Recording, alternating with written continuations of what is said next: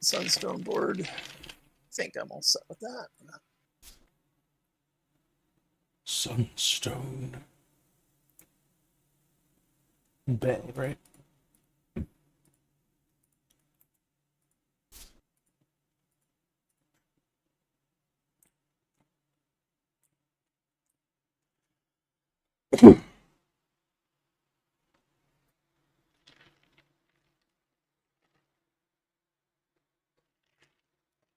Your nightmares get you back to Sunstone without incident. Okay. Flying through the night. Basically end up arriving there about dawn. Where you say we just go straight to Lord Neron.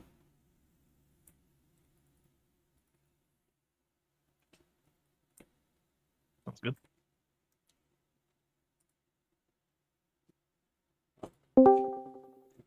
Focus. So it's about dawn. Yeah, a little after dawn. Sun's up, but it's still there's kind of a mist on the ocean still. It hasn't burned off yet.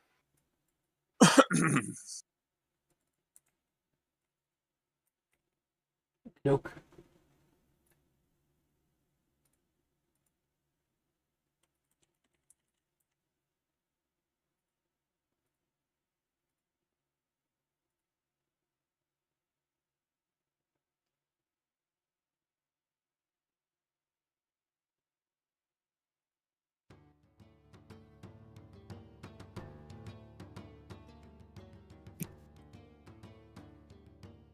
Alrighty. Yeah, let's go to Neron then. Go to his tower. Kind of give him a full rundown on what's happened.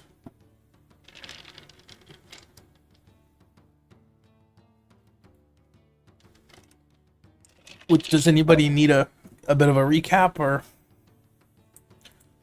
Because basically we finished the tower.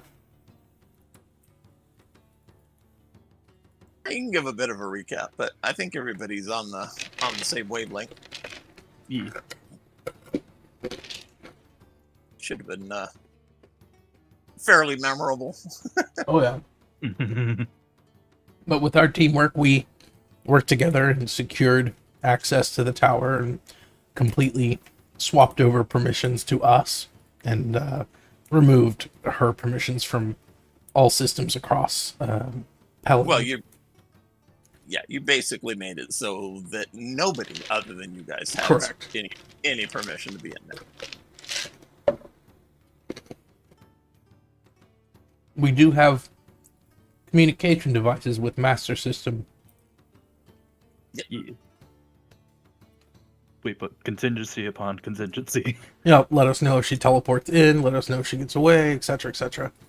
Well, you guys get back to Sunstone, stable your nightmares, which amounts to dismissing them. Yep. And head to Lord Neron, who's invites you all to sit down and have a very private breakfast with him. All right. It's good to have some actual breakfast. Yes, it's good to be back outside of that. Well, it's good to have things that are real, frankly. I guess I can understand that. It's from what you've told me and what I listened in on what Abigail was saying.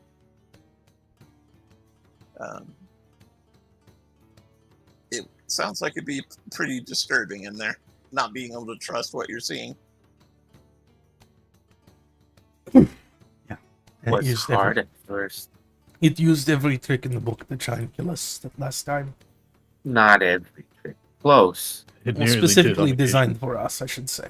Oh, I think it worked on a few of us. Mm-hmm. Yes, we might need to go into detail on that in a little bit, and because of my looks at Freya, sorry. What? Oh wait, we did mention that while we were in there, I believe. Yeah, we did tell him about my sword. I believe it. Yeah. He's the one who told us a little bit about her. Yeah, you've been back since then. Yeah, So- we've been to Sunset or at least in, once. or at least in communication since Mhm. then. Not that you've been in communication with everybody, but Right.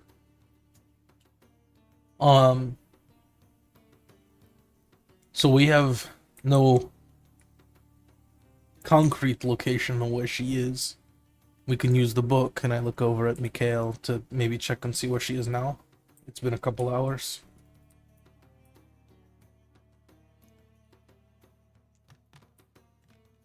Is your mic muted, Mikhail? I think it is. he just rolled. He did roll. I just haven't heard him since he got in.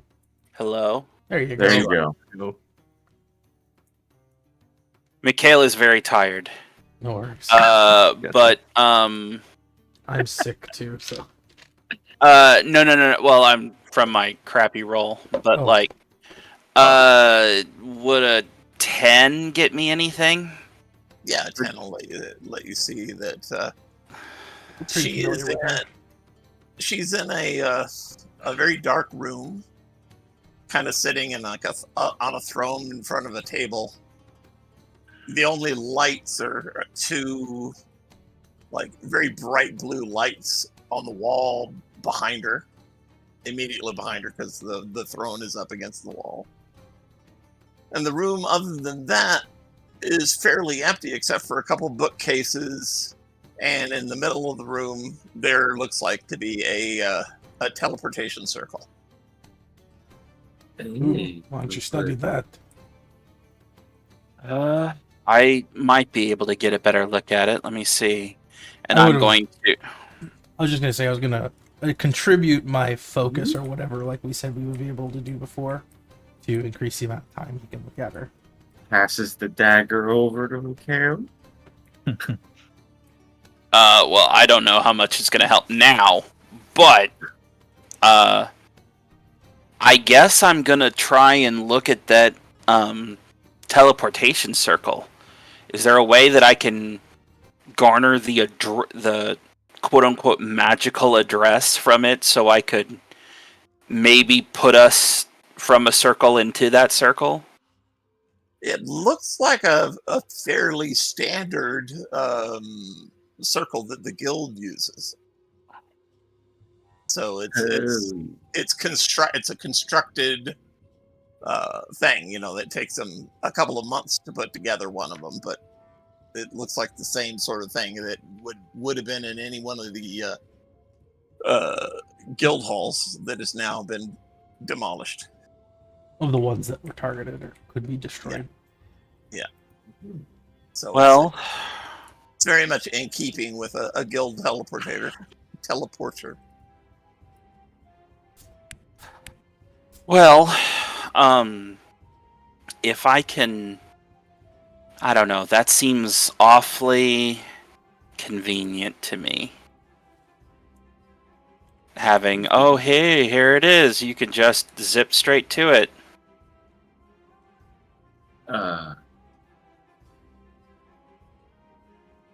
I mean, what you do know is they do each have kind of addresses that the sender on the other side has to know to be able to get into them. Am I able to figure out that address? Just from looking at it, no. Okay. I didn't know if there was a way for me to, suss it out by looking at the runes or something like that, but that's completely understandable. Okay, so...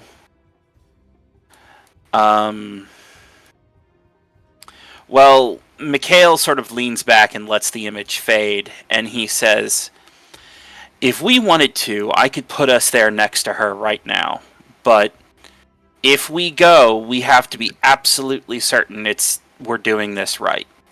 We Because need to be able once to stop her from teleporting. That's the biggest thing. Right. Maybe have a director and just points over to Lord Neron. Director, what do you mean? He says. Director of Mikhail's guild. Also Oh. good with fancy magic stuff. Is it possible to lock down, like, out of character, is it possible to lock down someone's teleportation? Like, to, like, put a ward that makes it not so they can't do it? I know that there is a kind of silence spell from, because it was used against me very effectively. But there's also, you can counterspell, I bet. I could. You can counterspell an attempt to teleport. You do know that the guild, these teleportation circles of the guild are it is possible for them to be deactivated, shut down, so that they can't receive or send. I could just, like, if we're talking about the circle, I could just destroy it. Like, Not if it also silence. But I don't think she needs a circle to teleport. That's the thing. Yeah, Yeah. because I don't need a circle to teleport anymore. And That's as far really as good. I'm aware, she is my better when it comes to magic. She's much older too. Yes, I don't doubt she's planned already many contingencies.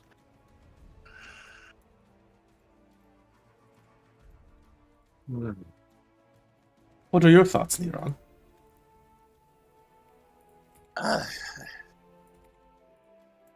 She's a very cunning person.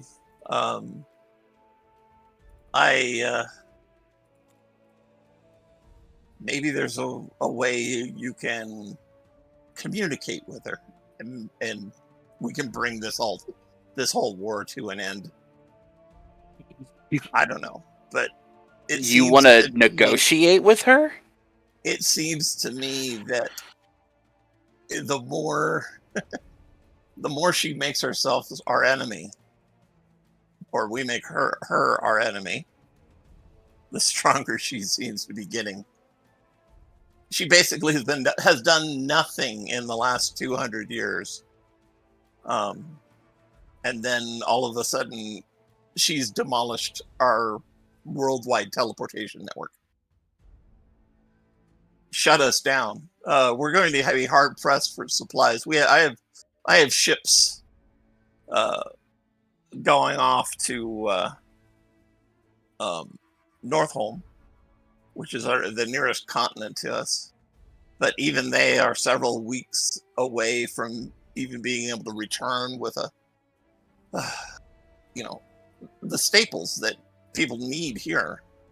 Since we don't have any really growing land to speak of, we've been relying for the last several decades on the teleportation network to bring us a lot of surplus foods and such.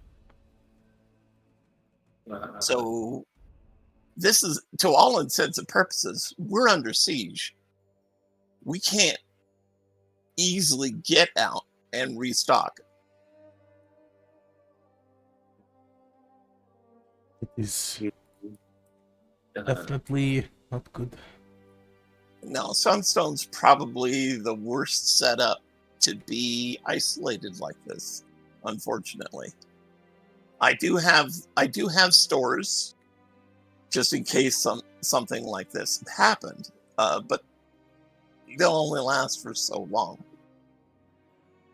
So it seems our options are we take out Kaala as quickly as possible, or we attempt to negotiate some sort of stalemate or some means of stopping this.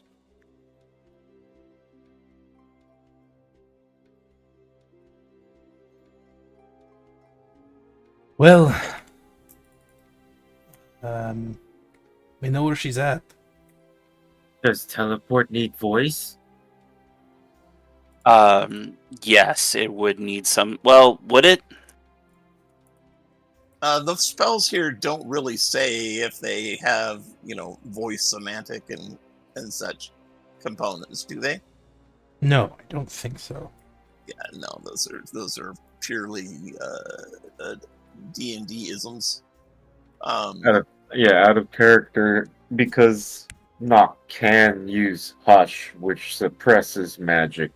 Yep, that'll do it. I may have Mechanically, I think that targets all magic.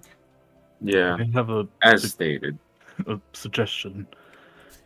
Perhaps before we initiate whatever plans we have to try to take her on, maybe we try to communicate with her, pick a neutral ground, and, well, have a conversation with her for the first time since we first That's entered into that rift. Yeah. At least attempt some sort of negotiation. I'm very pressed to kill her, though. She did try to do something to my sister. I am as well, but And I look over at Neron and what she's done to your troops. You just want to have this end. I want this to be over with. I want safety for my people again, relatively, as it is. But for her to actually step up and be an open threat like this is very dangerous. I would just as soon see her destroyed if it's possible. If we have better than an even odd of success. My fear is if she does succeed, that means you are all destroyed. And right now, you are the strongest other adventurers out there, other than myself, to deal with situations like this and to deal with the next rift that's going to come. I know it's a long ways away, relatively, but I lost a whole generation or practically a whole generation of my trainees and a few of my veterans. And I know that some of which we've through the other guilds, they've been fighting back against this war that Keala has launched. And some of them have lost a few other members as well. Then we don't have much time. I say we try to...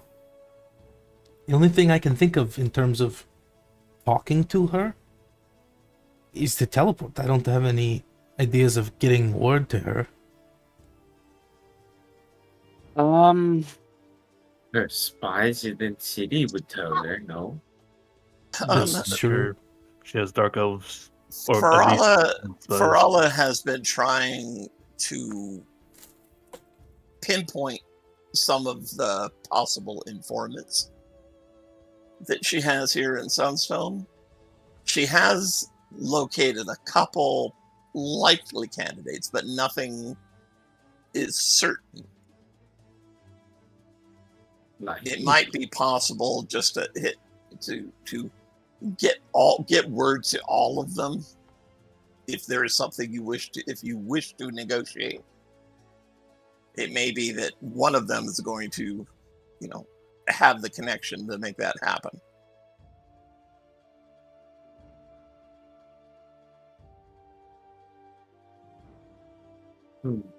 Right. Where's the nearest one?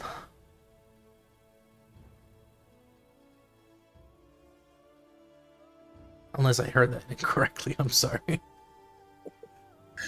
And we can get word to them if you want to, write a letter, write a note. I think it's best. I'll see that it gets delivered to them. Nock, you said you can stop our magic. Is that right? Yes, but need to be close. You need to be close? Always. What's the actual card say? The card says... Success, spend the hope, temporarily be that. I need to be within very close, so 10 feet. Okay. Yeah. And I need to follow them as they move. Well, at least that's something you're good at doing. Ain't no one get away with you. Get away from you. Just need better clothes.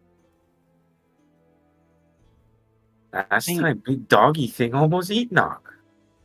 Well, we're dealing with someone who is wielding these machines that thinks that they have full control over them as well. They do have a very powerful magical, history as well. So if we can silence them with your magic knock, then they're going to be at a severe handicap. Maybe another idea maybe is that we use this attempt at negotiation to perhaps get her off guard, take this as an opportunity to try to attack her out in the open, but... I agree that it would be great if we had the opportunity to do something like that. Maybe we get this letter out to seek parley, to talk with her. Seek aid from friends from beyond, yes? Of course, there's Abigail and her daughters, but... Less chances to all hit her at once, yes? No chance for... What I'm getting at is we need a way to get out after we kill her. If we do end up that. But she's going to have plan after plan trying to kill us. Or run away, or hide, and be gone forever. I can either get us all in at once, or all out at once. I can't do it. I can't do both. Unless I had... I know... Sorry, go ahead. Well, unless there was... the only other thing I could think... Well, no, that wouldn't work either. So, if I recall correctly, looking over at Neron, you have a friend who can teleport us. Well, yes, the director of the guild here could do it if she can see the image that you just showed in that book. Okay. And then we have a way in without using your exponential, your spunk, whatever it is. Yeah. Yeah. The only other thing I could think of, if we can get sent in, catch her by surprise, but if we catch her by surprise, we'd have to catch her by surprise. Yeah, Nock is immediately getting behind her. I'm rushing her. You're casting whatever you need to cast. Ikozme, you're doing what you need to do. We need to get her silenced as quickly as possible.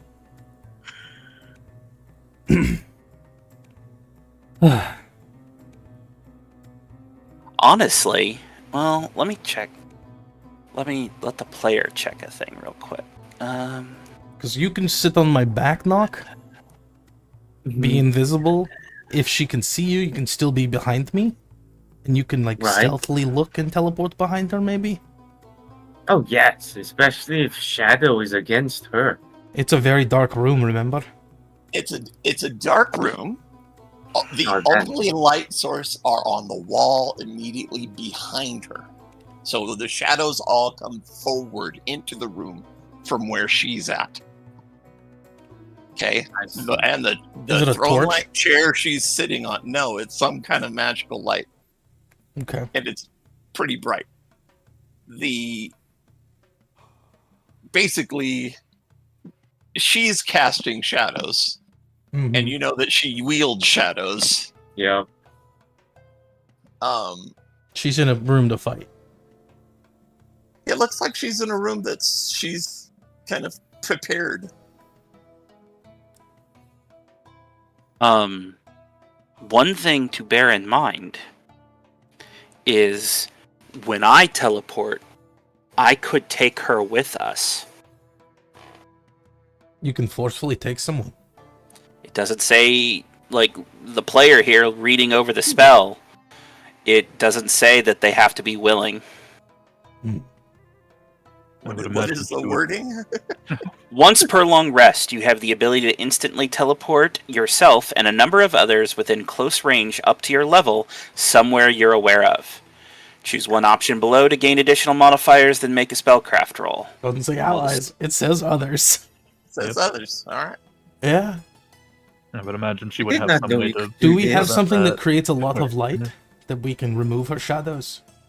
Oh, I could make something. Yeah, if you can get rid of the shadows or create shadows behind her, that would be good. But Or really, snuff having out no all the special, weird magic. no shadows in general would be best. Nock has no advantage in that situation, but neither would that one, yes? She wouldn't be able to use her magic, or most of it. Yes, the shadows hinder us and benefit us at the same time. I think there's more pros to removing shadows than cons. But we just need She is Nock. as good as she is. She can probably also force shadows to happen, too. Likely. But the idea is that Mikhail, you get to her as soon as possible. You were able to make explosives with whatever powder you were working with. Is it possible to make something that's maybe a bit more brighter than what you made? He's already gone through all of his powder, I think. Well, I still have one barrel left. Oh. But none of that is like you're asking him if he could make like light. Yeah, essentially. The thing is that for like you're talking like a flashbang or something, that would be really good for like a second. That'd be And enough then for Really Nock. flares. It'd be enough for Nock, especially if we know when it's going to go off, and for a dark elf to immediately get exposed to very bright light. I imagine that'd be very annoying.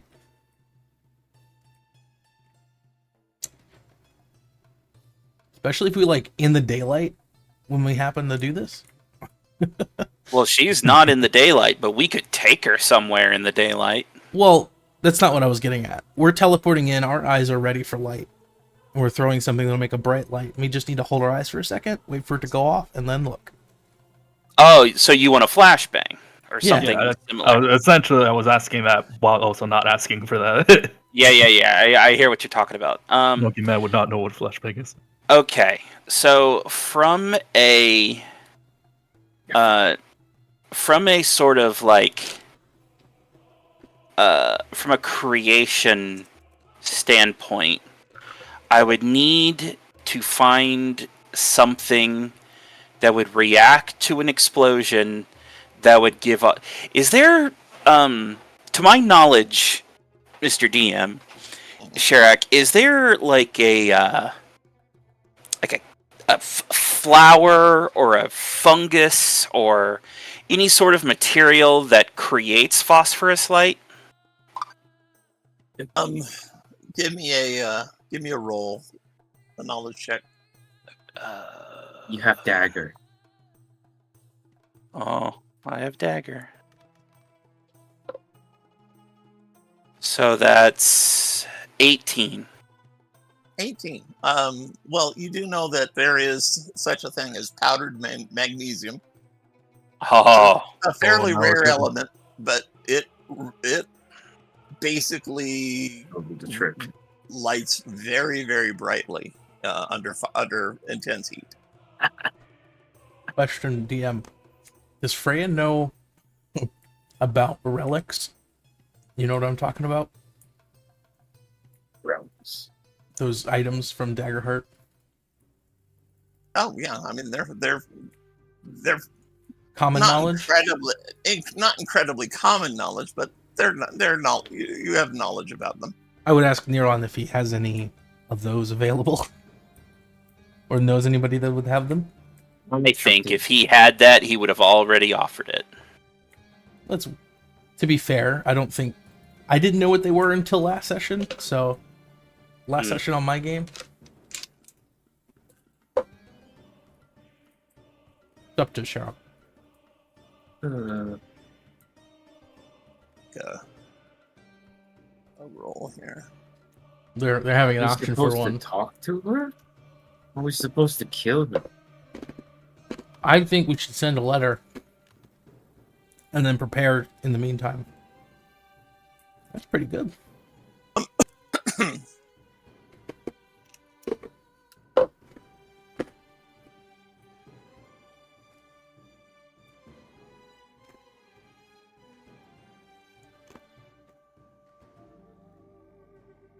Well, if I'm going to go out and purchase ingredients to make more grenades and different grenades, I don't have much in the way of money to do it. Oh. Not can help, I think. I don't have money either. I've got funds if you need them. I spent all of my funds on grenades to make the last confrontations in the tower acceptable. So, Yes. I'm gonna check how much money I have. Pretty sure I have no money.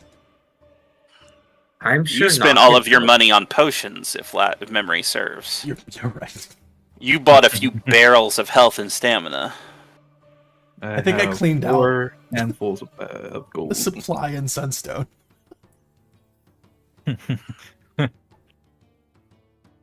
I still have like 10 each. It's not true. It's more like 1, 2. Yeah, Neuron tells you, well, I kind of have access to 2. Which ones? Ooh. I personally have one for agility, and I have gotten another one for Farala for finesse. Oh. It may be that could be another couple in town, but they're fairly rare. What are we talking about? Relics? Yeah, they're a permanent increase to one of your They're so- essentially ion stones from D&D. Okay. Only you can only use one of them. So Increase your ASI. Oh. It's just one of them though. Yeah. But that one can make a difference. Could be. It will actually.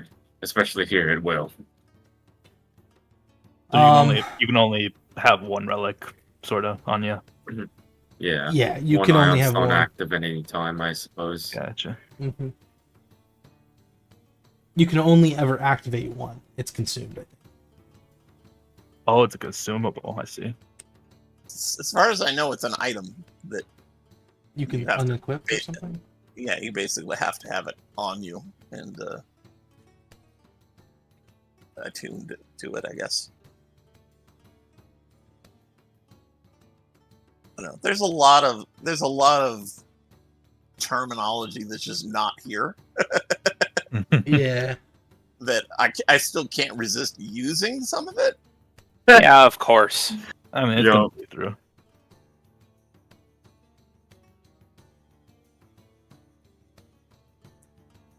There's one that there's a honing relic which gives you a +1 of experiences as well.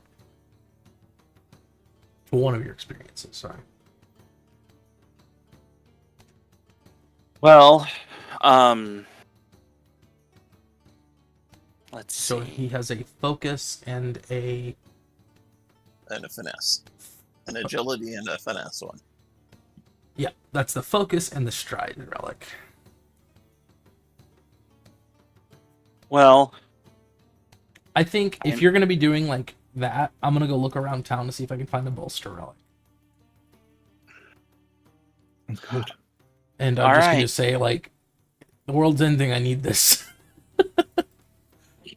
Or like talk to Neuron. I don't know. I don't necessarily know if the world is ending. We've pretty much stopped the world ending. Now mean, it's we just should- making sure it doesn't happen again in a different way. True. Well, you've shut down her access to the tower. Yeah. So she's kind of only going to be able to use what she's got on her now, as opposed to going to the tower and getting any more raw Mhm. ingredients. All right. She'll probably be taken down eventually, but it will take a lot more sacrifice to do so if we don't intervene. My worry is that she's had 10,000 years to be, in the shadows. She knows how to hide. We lose her, she'll be gone, and might never show back up. Well, it doesn't matter where she goes. I'm always going to be able to find her. True, but what if she? Oh, yeah. does But it's just a something- matter. It's just a matter if she puts herself in a place where we Yeah. can't get to her. I want you to try using that book on my sister. Okay. I attempt to do so. Give me a roll. She is not on this plane of existence, as far as I understand. That would be a 20. You get nothing. Yeah, I have not a thing. If she's capable of going to a different dimension, not necessarily one like where my sister is, but even if it's just, the plane of fire or something. Technically, like Mikhail starts to glance to the side and goes, as long as I know which plane she went to, I know it's possible to go after her. I'm just saying it'll get difficult if Yes. she gets away. I agree with you. I agree with you. Now's the best chance to corner her, so to speak. But I do think that we should maybe send a letter out to see if we can get any information or maybe change where she's at, because where she's at now is not a good place, but she is alone, as far as we can tell. Well, we don't want to scare her. If we scare her, then she's going to go into super lockdown. Yeah. That's why I'm assuming, I look over it now, and you had us not come in with the spaceships or whatever they are. Yeah, I think it's safe to assume that she does have spies here, or has ways to, see what's going on at certain locations around this town. And for her to see something like that would be, I don't know. This kind of harkens back to my more espionage-y type days. And he gives a nod to Nock, where letting your opponent know anything about you was a bad thing. Well, I want to go looking for this bolster relic while you get the flashbang ready. Is that what we're going to call it? That's kind of a good name. Yes, maybe. I can do the flash. I'm not so sure about the bang, but I'll see what I can do. It's been a while since I've actively looked at when I made the grenades, I was of a one-track mind, and I just really cared about doing as much damage as humanly possible. Now that I'm in a mind of invention, I might be able to come up with all manner of interesting things. So let me go see what the local apothecary has that I can get bits and bobs of. And he goes in that direction. Okay. Neron, I'm going to look around town to see if there is a bolster relic someone might be willing to part with. If they are, would you be willing to help me purchase it? I have no money. If you find one that somebody's willing to part with, I'm willing to help foot the bill for it for sure, certainly. Okay. I'll look to Cosme. Did you want to help me find one? Yes, if I would be of assistance there, I would happily help. Yeah, I feel like you're better at not intimidating people. Yeah, comes with age. All right, and me and him will go looking for a bolster relic in town. Okay. Just being kind of, how do we want to do this? Do we want to be, because we're basically targets for these people. Yeah, I think it's best if we go two by two. Have not go with. Mm-hmm. Yeah, no one's gonna be alone. Exactly. Got it. But buddy systems. Well, it's just The buddy system. Mm-hmm.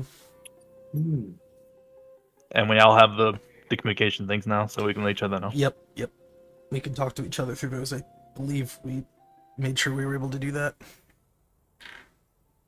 Nock makes an astral projection of himself inside the guild and starts talking about that with what's inside his guild. Yeah. While the real Nock hangs out with Mikhail. Okay.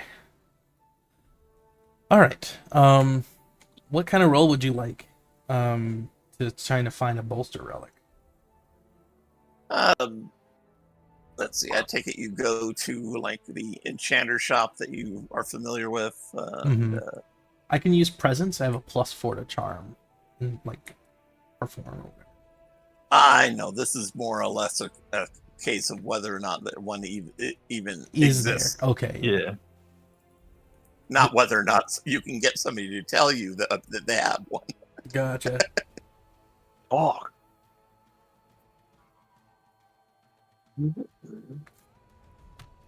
So probability. Too bad I don't have Master Chef. It's not bad.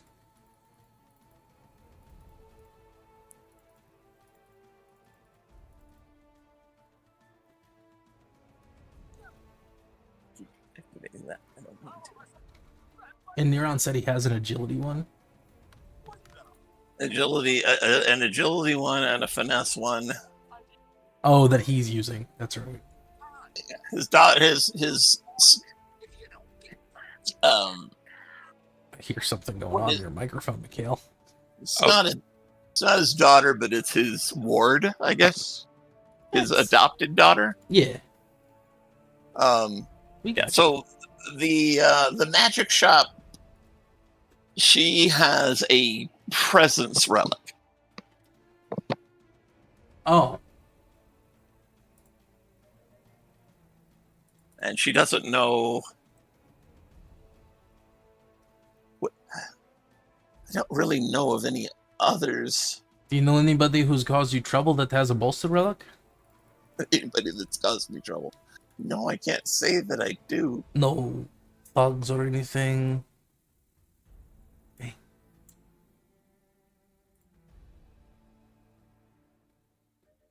Well, She kind of tentatively reaches towards one of your biceps and says, "You look pretty strong already." all right. I I'll don't know if it's hand the end of the world. I guess we'll say that Neuron like handed me a missive or something for them to go collect money from him, and I'll take that presence one. Won't hurt. Might need It's, it in the upcoming talks if we have any. Yeah. Yeah. She takes the missive and kind of makes a note to send back to you that it's 2 chests. Jeez, gotcha. Oh, good lord. I'll go back, collect the chests if he's got it, and he's okay with parting with that. Yeah, he's got it. And she says, "No, you found a bolster one. Good." It's not bolster, it's the charm, but I think it would be useful if we wind up having to do any sort of diplomacy.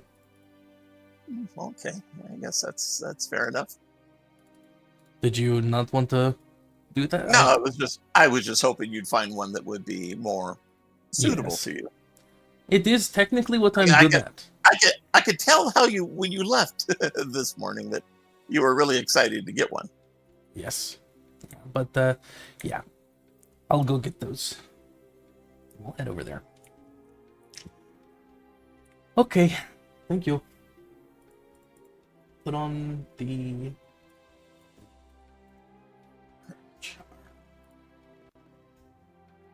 Who is it's Ikozumi that's going with you? Yeah, Kozmi was going with me. Okay. I need both of you to give me an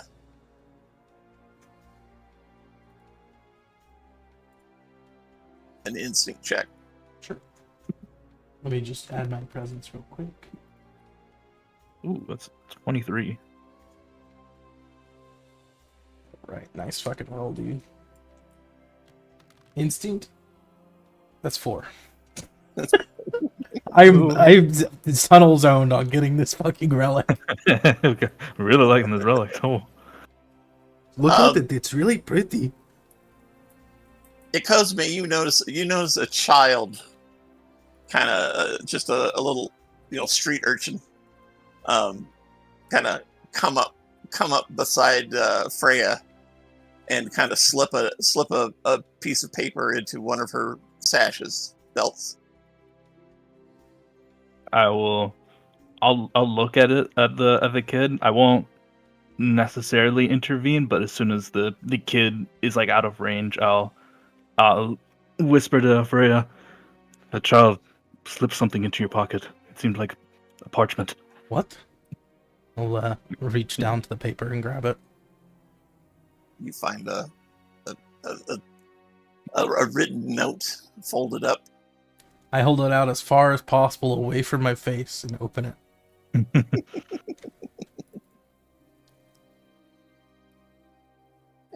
You see some writing on it. All right, I'll very carefully get it close enough for me to read it. I mean, if you hold it out to me, I could just I can look at it.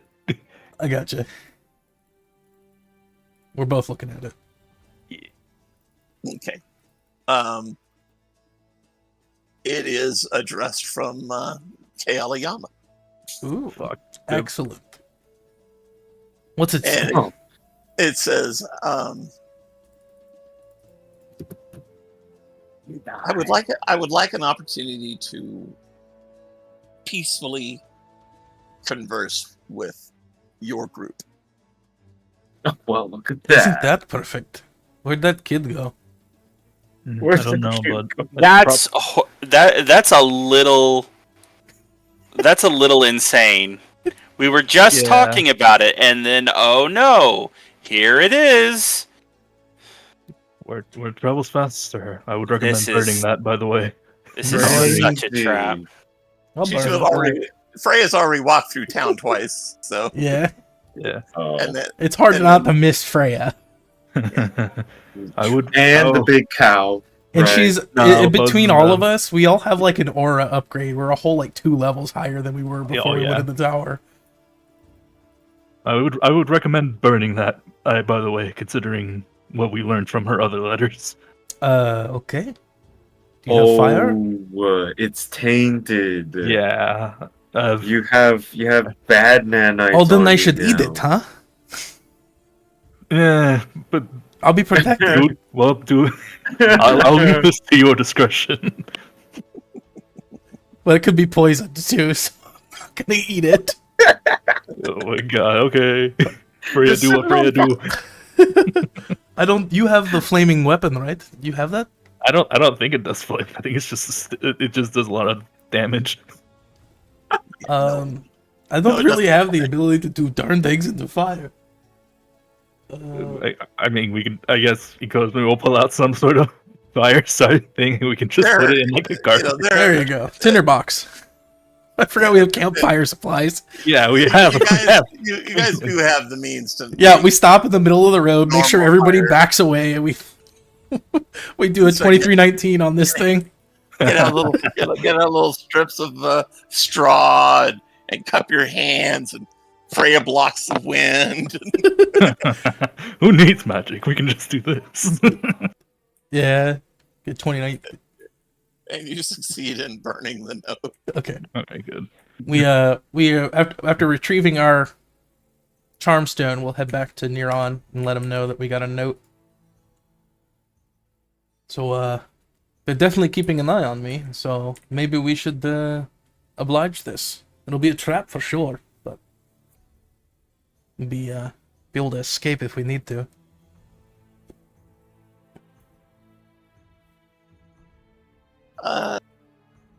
Yeah, no, I would definitely think it's a trap if she's inviting you. Well, yeah. Yeah. Did it say where? No, I don't think so. All right, I'm just gonna find out where this goes. I'm assuming she'll let us know where when the time comes. Yeah, but what I'll do is I'll just go outside and just say, okay. I'll just look around. If that's the thing, then methinks she has her own magical scrying book.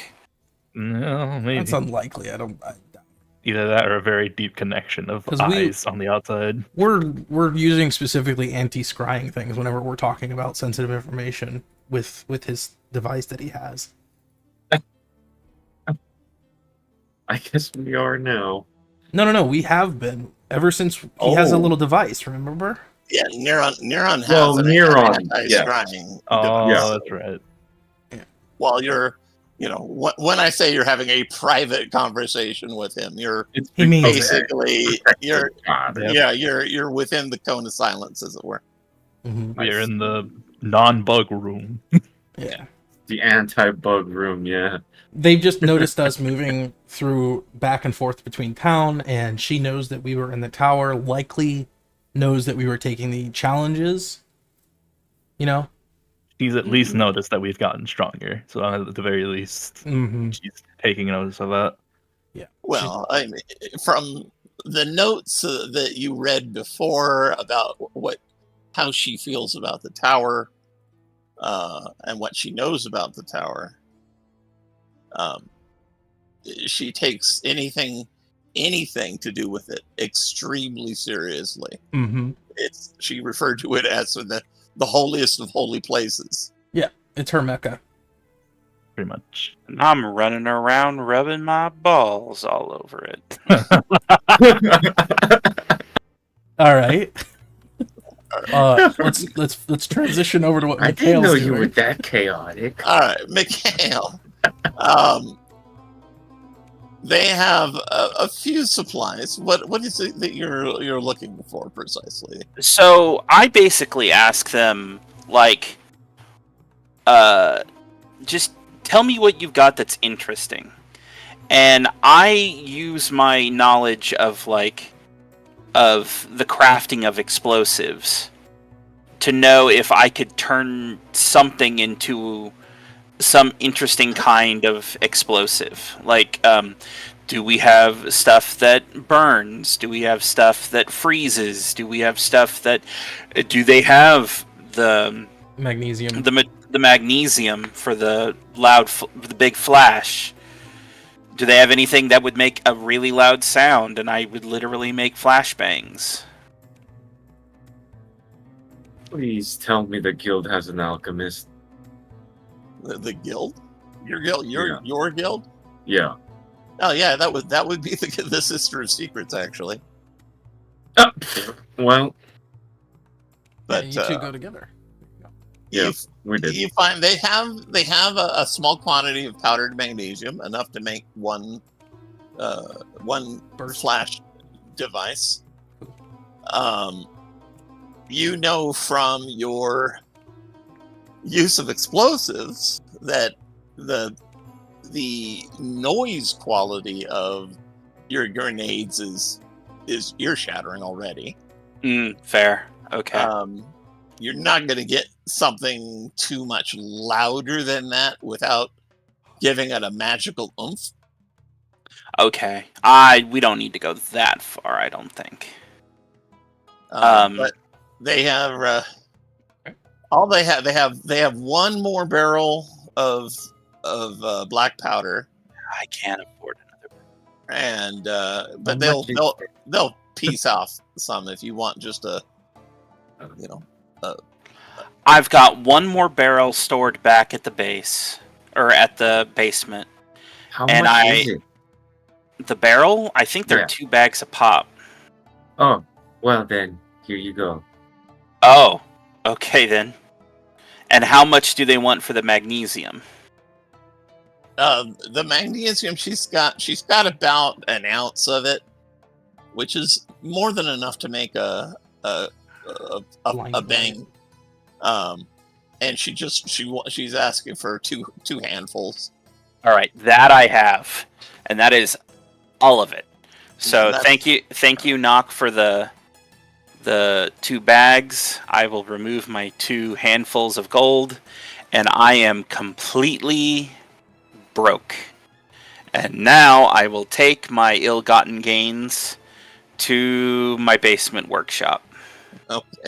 Knock, I think, you need to follow Knock, actually, Huh? Why?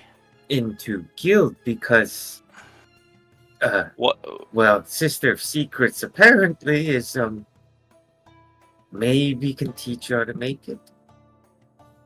Oh, well, I was gonna piece it together, but Sister of Secrets? Who are you talking about? You'll see. Isn't Freya the only one who's met her?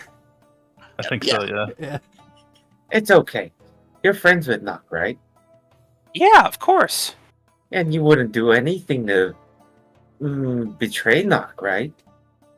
No. What are you? Okay. Mikhail's just confused.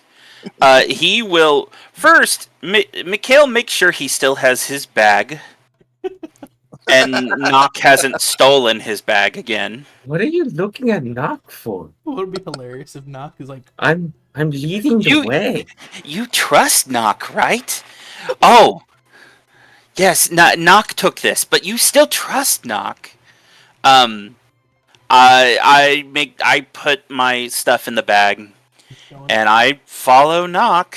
What I was imagining when you were talking like that, This way. Knock, Yeah. was Yeah. you say that, okay, and you put your hand out to like give him a handshake, and he shakes your hand, and he feels a prick in his hand, and it's like a blood contract or something. Yeah, I'll fuck. Mikhail falls asleep, wakes up in the guild.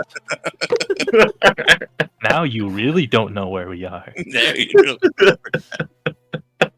Yeah, Nock, you lead Mikhail into the bowels of the guild, into this really overflowing library, and at a desk perusing a tome by basically standing on it and or fluttering over it is a fairy, small insectoid female.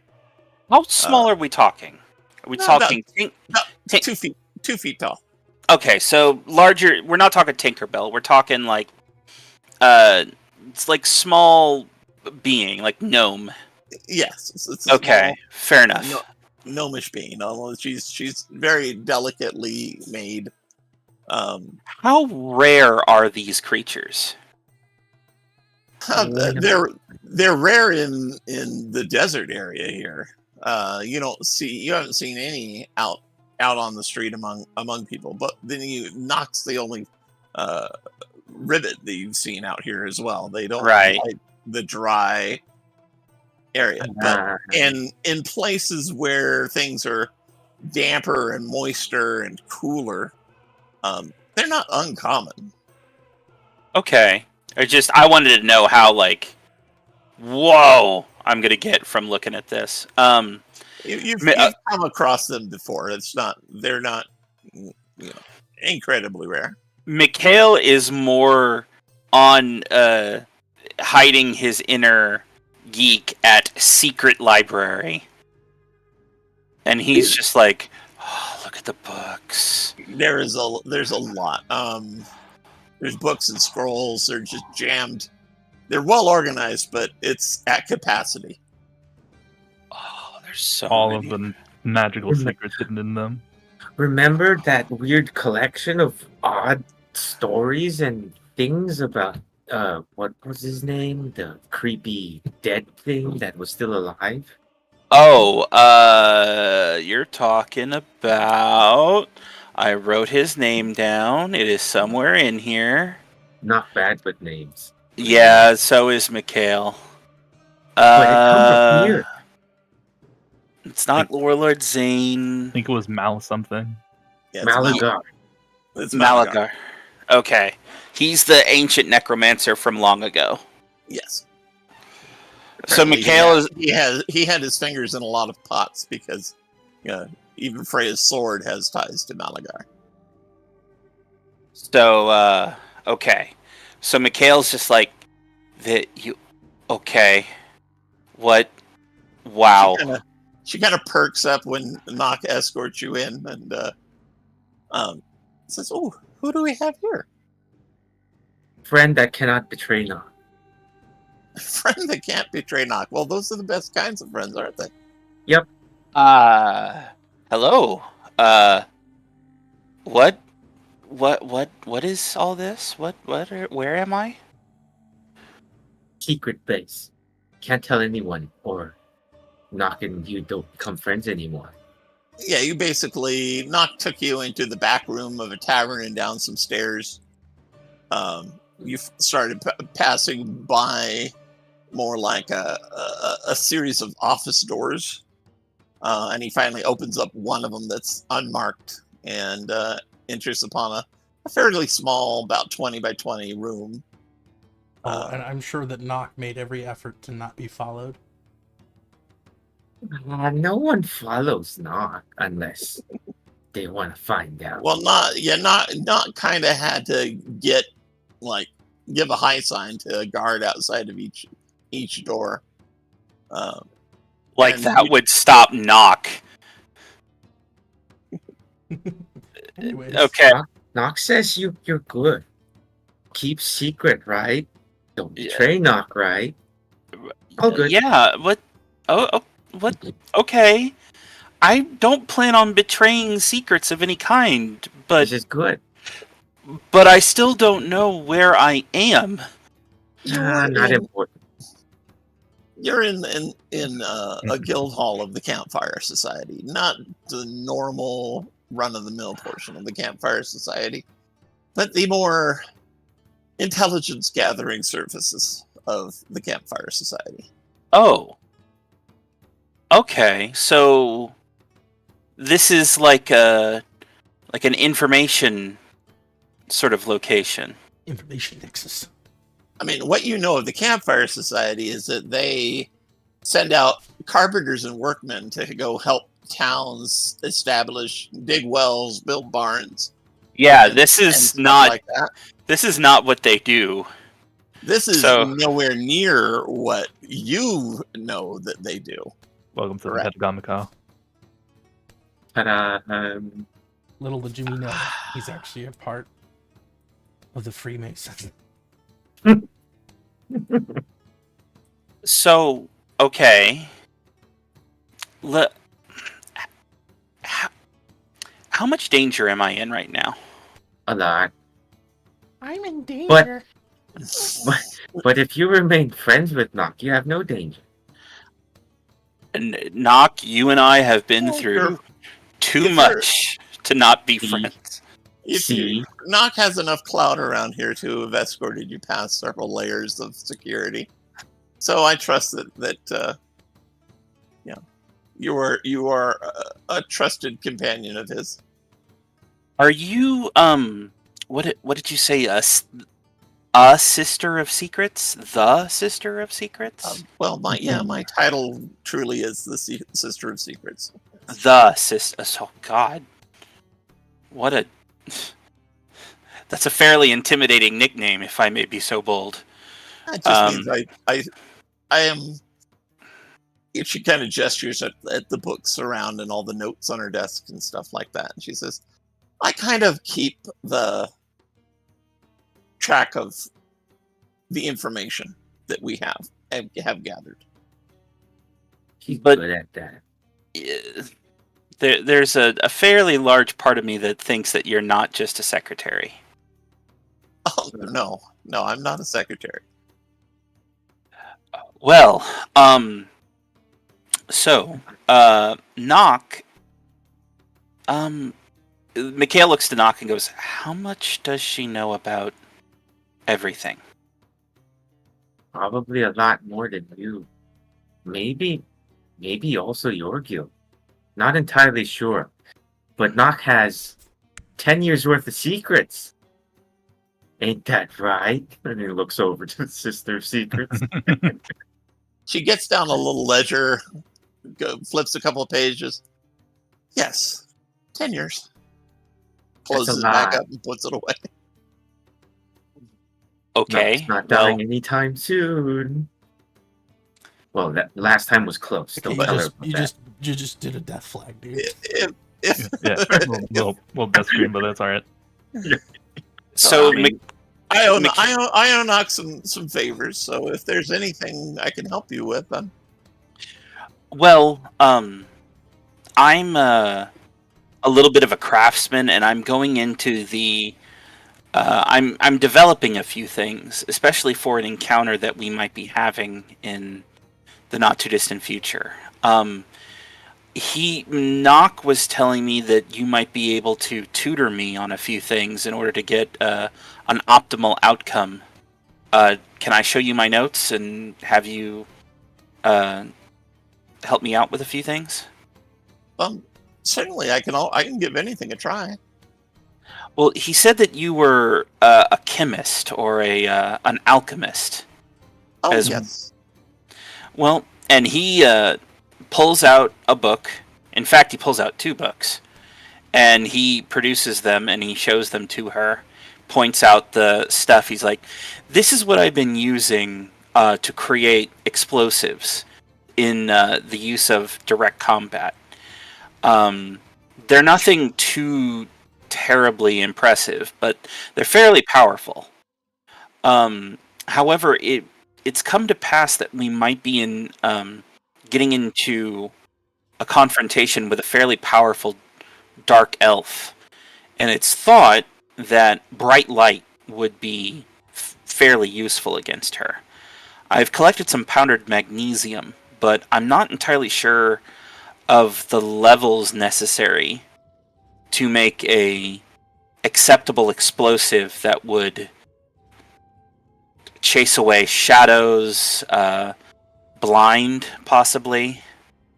Ah, I see. If you were just to combine that with an explosive from this book you show me, and I've seen this before, and I'm familiar with these, you'd end up just blowing up the magnesium. You need a concentrated heat source, very intense, to light it, to ignite it. Now Okay. you can do that, and she illustrates a means of taking like long rolls of parchment, like several yards worth of parchment, and putting a line of black powder down the center of them, rolling them up, and then coiling them so that it'll burn it won't burn explosively, it'll just concentrate the heat and burn rapidly. And then in the center of that, you have another kind of parchment packet for the magnesium. So you would take the magnesium and create like a small, like a pill shape, a capsule shape, fill it with that, and then wrap it in this. Okay. It's a little bit more convoluted than just making a regular explosive, because what you want to do is make something that'll burn quickly and intensify that heat into its core, and that will ignite the magnesium. Now, once that ignites, it doesn't matter if you shut your eyes. You're gonna be fairly blinded for a moment. Okay. So, and I only have enough magnesium here to create one of these. Yeah, looks like that's what you've got. Yeah. Okay. All right. Well, and he makes extensive notes. He writes all this down. It will also give off a fair amount of smoke, but that should dissipate fairly quickly. The main thing here is that the illumination from it is going to be fairly blinding. Okay. Especially if you do it in a dark room. Excellent. All right. Now that I have this, I just need to be able to have a delivery system done up, which I believe I can make on my own. Wonder if I could wind it around. All right, so Mikhail goes into his own little world and writes down some stuff. And once he's finished with that, he's like, okay, I think I've got it set up properly. Do you have a name other than just Sister of Secrets? Shit, let me look it up. I think I gave it to Nock and Freya at one point, but I can't remember it off the top of my head. He just wants to thank her properly.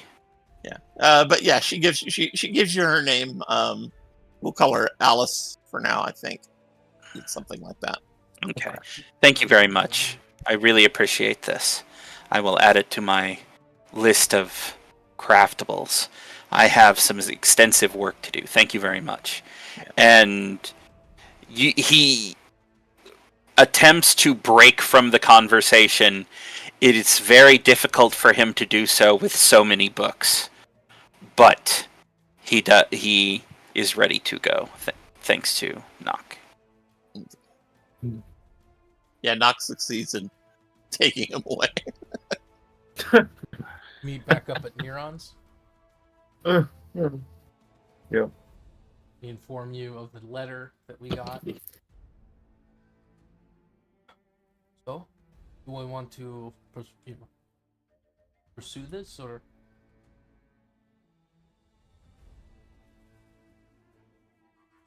I suppose.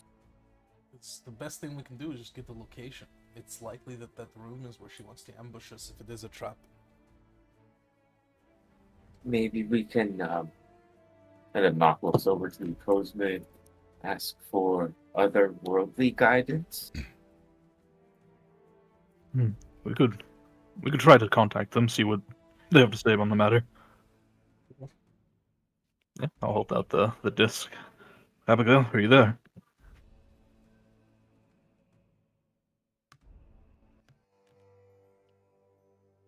Mikhail, how are you today? That's not me. That's not you. That's the Cosme. I'm sorry. No worries. It's quite alright. Yeah, why do I do that? I don't know. I'm off doing science. Well, Nock is you're with back. them. You're all back now. You've all rendezvoused back at Neurons before this. Yeah, and we informed you, and then you can do your Oh. science with a buddy Afterward. nearby. Okay. Then I'll go back with them. What did you want to ask, Nock? How wants best to guidance. go about this? Alright, and I will run her down all we've talked about. Current situation, what our goals are. The Should we kill? Should we listen? Should we not listen and just kill? I think I don't know. We have to come to a conclusion here. We have to. That is very good conclusion. I am one to use the book and teleport into wherever she is, flash her, and then kill her. Flasher. If Abigail has any ideas to prevent her from teleporting, that'd be useful. Something more concrete.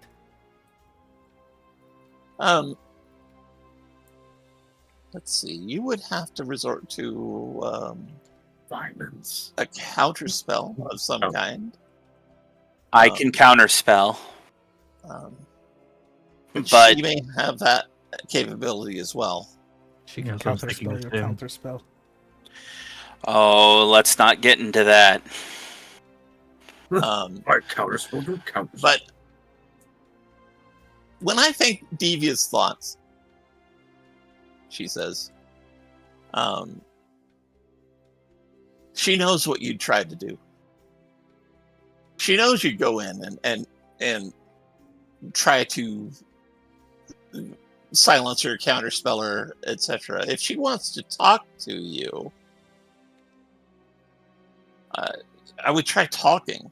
But if you go in and she springs her trap immediately, then you need to get out of there.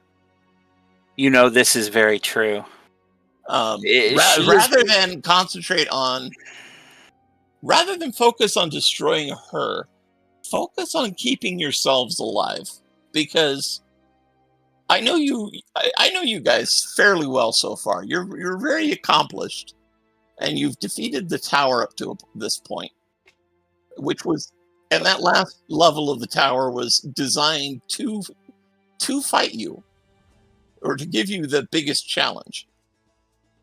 Though I will say that even though it was challenging you extensively, it wasn't trying to outright kill you.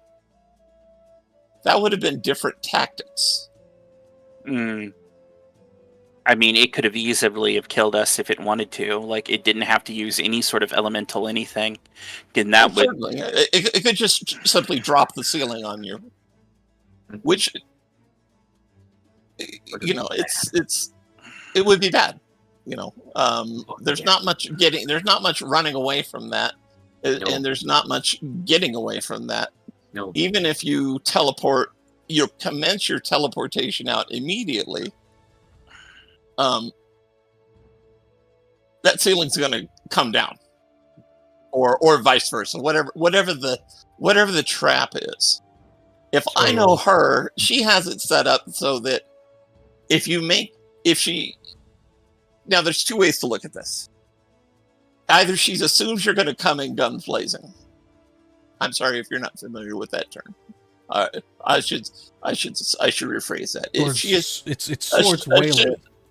Assumes you're going to come in one of two ways. One would be to talk, and the other one would be swords wailing, attacking. What's a gun?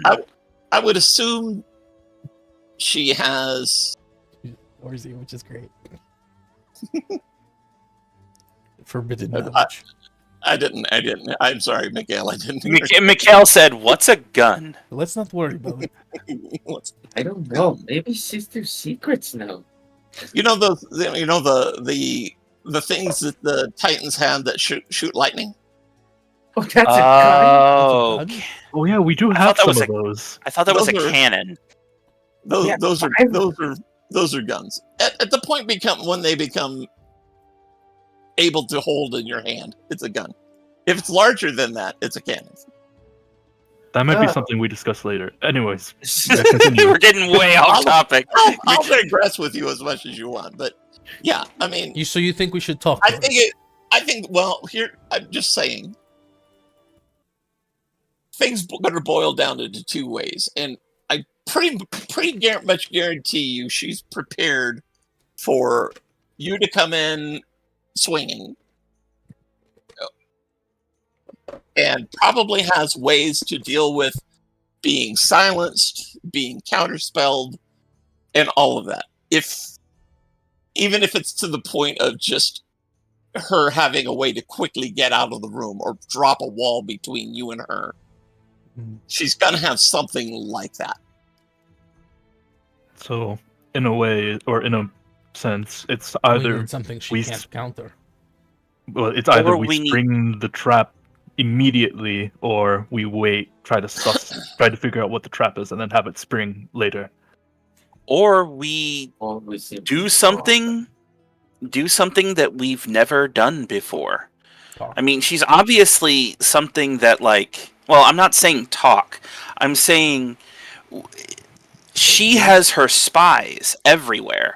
She's watched us from literally day one, since the day we all met, is we've seen her, and she's looked at us and kept track of us.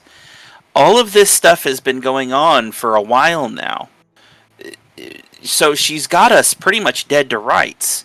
We need to come up with a tactic that she doesn't expect. What about using some of her machines or whatever against her? I was just thinking that, Mikael, you do remember that's another thing I want to bring up to you, Abigail says, is you are protected, right? Mm-hmm.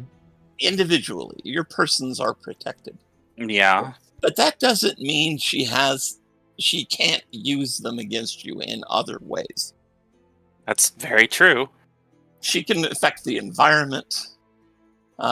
If she is familiar enough with them, she can turn them into cameras. That would be a scrying device. Each one of those machines is capable of being a scrying device.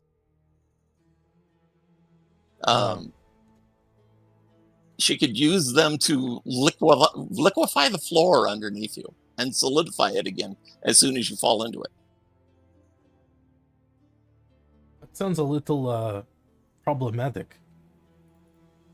So that's why I'm saying, is rather than go in trying to figure out ways to destroy her, go in with the assurance that she can't kill you. Yes, it's simply a change in the dynamics of how you're looking at things. So you're saying we should stalemate her? I think she's saying that we should focus on staying alive rather than...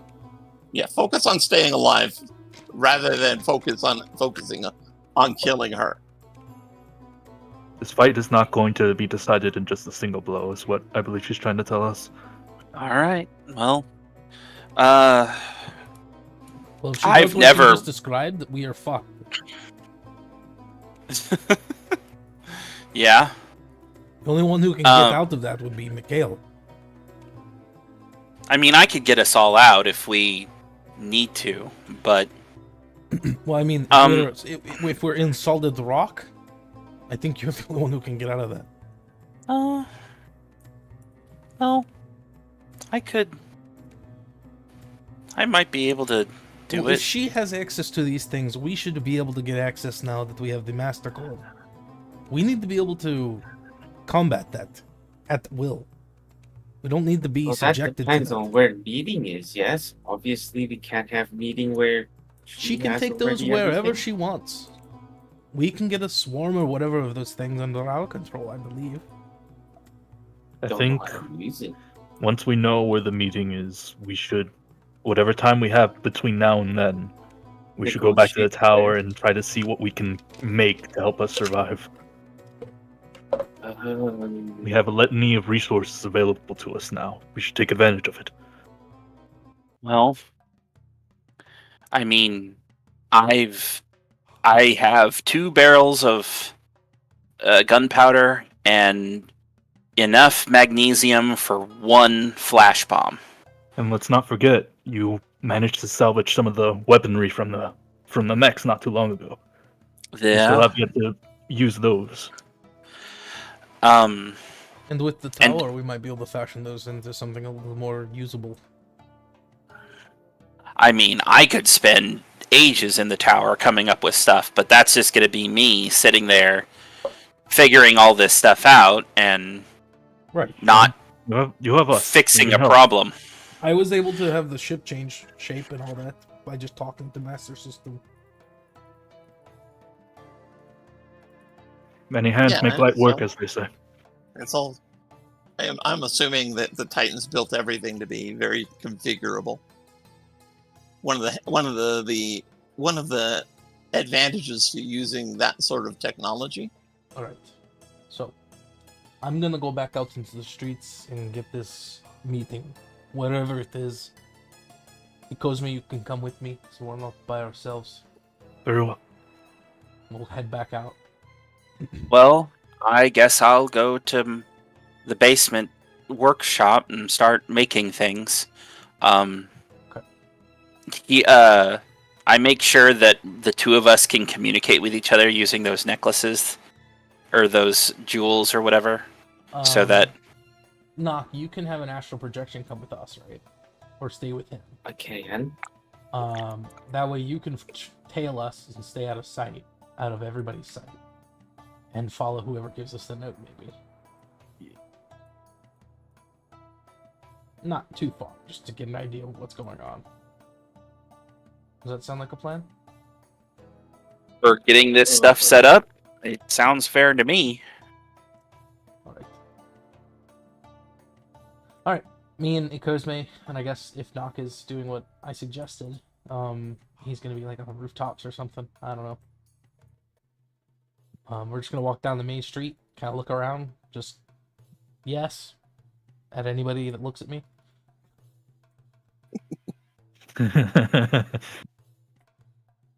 Nock is hidden the entire time. Well, both Knocks would be hidden the entire time. Oh god, I imagine that freaks Mikhail out. Just like, Nock is somewhere in here. All right, Nock, your projection can't invisible. The thing is, it's a visible thing. It has to be visible. Yeah. Mm-hmm. But you can have it stay with Mikhail, so it's not a problem. Yeah. So we can do a little switch around. Yeah, there's some things about that. Yeah, there's more. I'm kind of nerfing the astral projection so that it's not a perfect duplicate of you. You can still use it in combat, but it's not going to get any of your sneak attack bonus dice. I see. All right. And one thing that I did find out by reading it, if it takes any damage, it's just it disappears. I didn't know that. Otherwise, I'd have dealt with that. I did everything in my power to make sure it did not get hit. Well, including not telling the DM how to dispel it. Oh, well. I To be guess fair, that he helps. hadn't used it up until that session. Yeah. But in any case, you start wandering through town, and you see at Cosme, you see that same little kid kind of following you guys. Yeah, I will whisper to Freya that the same child from before is following us now. I'll turn around and look. And just calmly wave to him and, beckon him over. He kind of steps up. It's about a 7-year-old boy. Is this some sort of a disguise? No, Sure. I'm not disguised. You got a leather, or do you need to take word from us? I was sent to take word for you. If you have a reply to Sure, we'll talk. at all, I don't even know. Where and when is all It's we worth need to know. a handful of gold to me. Where and when. I will give the small child handful of gold. Oh, well, thank you. Whatever gets us going. This will feed me. My God. Yeah. Doesn't even know. Can I make like a instinct check on this kid? Sure. It does not even know what levels of evil he's gotten into. 17. He just seems to be a normal little kid. He's nervous about talking to you, but he's not scared like you guys are going to kill him or anything like that. Oh no, of course not. There he goes. Just kidding. Yeah, he does. He's just seeing this as this is Quick errand something. to run. This is something a bit scary, but not like life-threatening for him to be involved in. Kind of wish But, we had a wafer to give this kid. He says, well, I just, yeah, okay. What they told me was that if you want to meet, that they'll be in the Three Crows. The one with the really nice cheese Oh. bread? Is that what they have there? I don't know. I haven't monks? eaten there. I've never been there. Yeah, I've only yeah, seen it from outside. There's monks. Yeah, the monks make cheese and wine. Oh. But Yeah. they'll be there at sundown tonight. Who's they? It's just a couple of guys that gave me a handful of gold to give you a note, Alright. and another handful of gold to follow you until you talk to me. Alright. Let's go. Back to... Okay. We'll go back and we'll borrow the private stone or whatever and bring Neuron with us while he's working so we can hear him what's going on. And just kind of like hang out in the hallway, I guess, since it's a closet.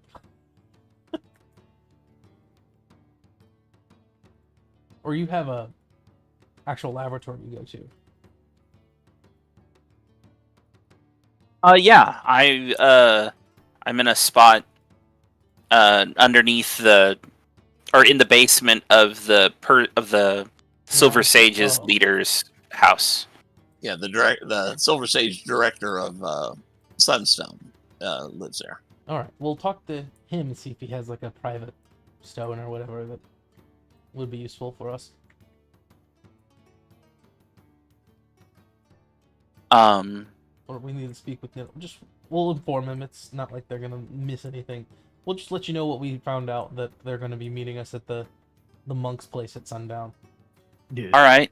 Do you think you can finish Okay. before then? Well, how long until sundown? It's about noon now, so Oh, that's several hours. yeah, you've got basically a long rest action you can do between now and then. So if you need to make your flashbang still, you have time. Can I incorporate making the flashbang into turning one barrel of black powder into grenades? Or is it one or the other? Well, you can roll 2d4, and that will be the number of grenades you can make in this time, as well as your flashbang. Okay, that works. Man, my mic is picking up everything now. I'm sorry. Yeah, yes, it is. All right, so you can make 5 grenades. Wow, that's not much. Okay. And your flashbang. All right, there goes one barrel. So that doesn't use a full barrel. That was maybe not even about a quarter of a barrel to make those 5. It's just, 1 and 3. It's just the time to make them. I hear you. Okay. Dang it. Man, keyboard, stop being... It's a combination of keyboard and my fingers. There we go. There we go. So I've got the 5 grenades remaining. Cool. And then my flashbang grenade. I just assume you're going to know what it does when it happens, Shirak. Yeah. Okay. Yeah. In that case, I communicate that I'm good to go and that I'll meet them there. And when the time comes, I'll head in that direction. We'll let Neron know that that's where we're going to be meeting if he wants to be there or observe however he wants. Yeah, maybe he wants to prepare just in case something goes down. Hopefully it doesn't. Yeah, he basically sends Farala in disguise ahead of time to kind of be there and be a patron. Be a patron. Oh, before I left of his place to go, can I have taken Lord Neron off to the side for a second and talk to him? Sure. I would ask him if I could speak to him privately in another room. And once it's just he and I ask him to throw some fire at me. Throw some fire at you. Oh, yeah. Okay. Best you got.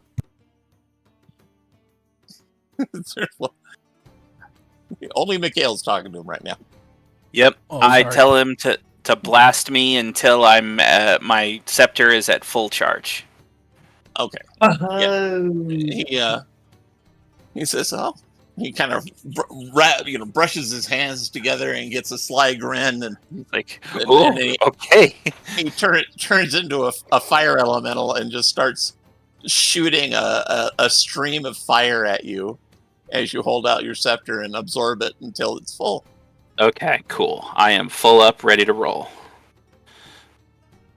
Now all that other stuff happens, and now we go. I head to the Meet. monk bar. All right. I'll put us over there. Mikhail's first. No. We'll meet up outside. Knock, if you're gonna be visible for this. Yeah. Okay.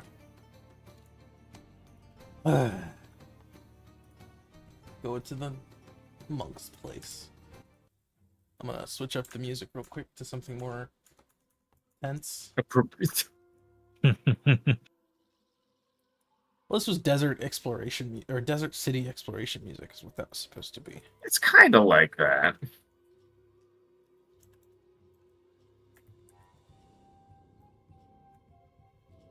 What would this be like?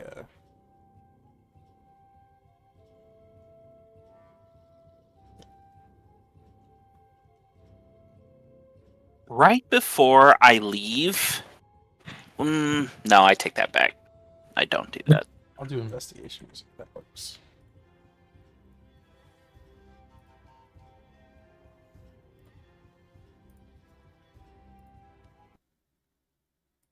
Can't I get? I'm not in build mode. There we are.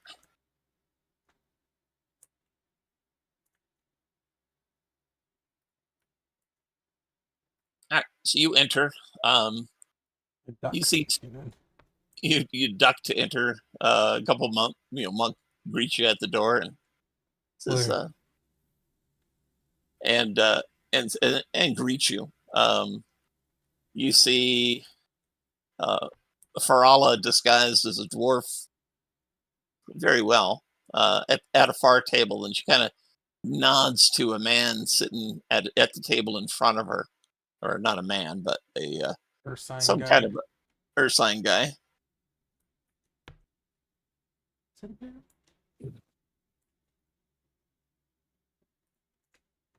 Looks like a bear.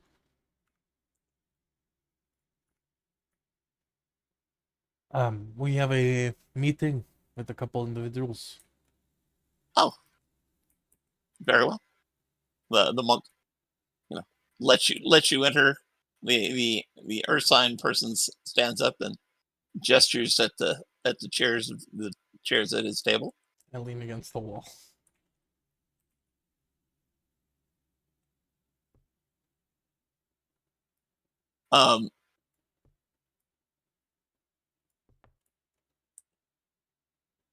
You notice something pretty intense at first. He's blind. Okay. His eyes are very milky, etc. And he says, "Please have a seat if you are who I was waiting for." The seats are a little too small for me. But I'll stand here.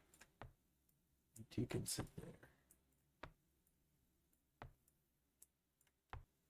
Sit down. Okay. I'll be in, I don't know. This is weird. Mikhail's just like, So, blind one. How's this going to go? To tell you the truth, I'm not quite. And as he says that, he kind of stammers to a halt, and you see his face, and just start twitching a little bit, and it changes into the face of Kei Aoyama. Yuck. Greetings. I'm glad you're amenable to speaking with me peaceably. Yeah. Except you're not actually here, are you, huh? No, I'm not actually there, and this man doesn't know really who I am or what he's been paid to do. Alright. You wanted to talk? What about? Well, a fair exchange of information. Okay. What information do you have that we want? Because I know what we have that you want. Whatever. Knowledge, I suppose, would be the main exchange of information. But if you want to secure your safety, I'm open for that as well. we want to make sure that whatever it is you're doing, you stop. Yes, you've caused enough damage already. You've killed an awful lot of people. I'd be willing to stop. But it depends on whether or not you're in a position to make me stop.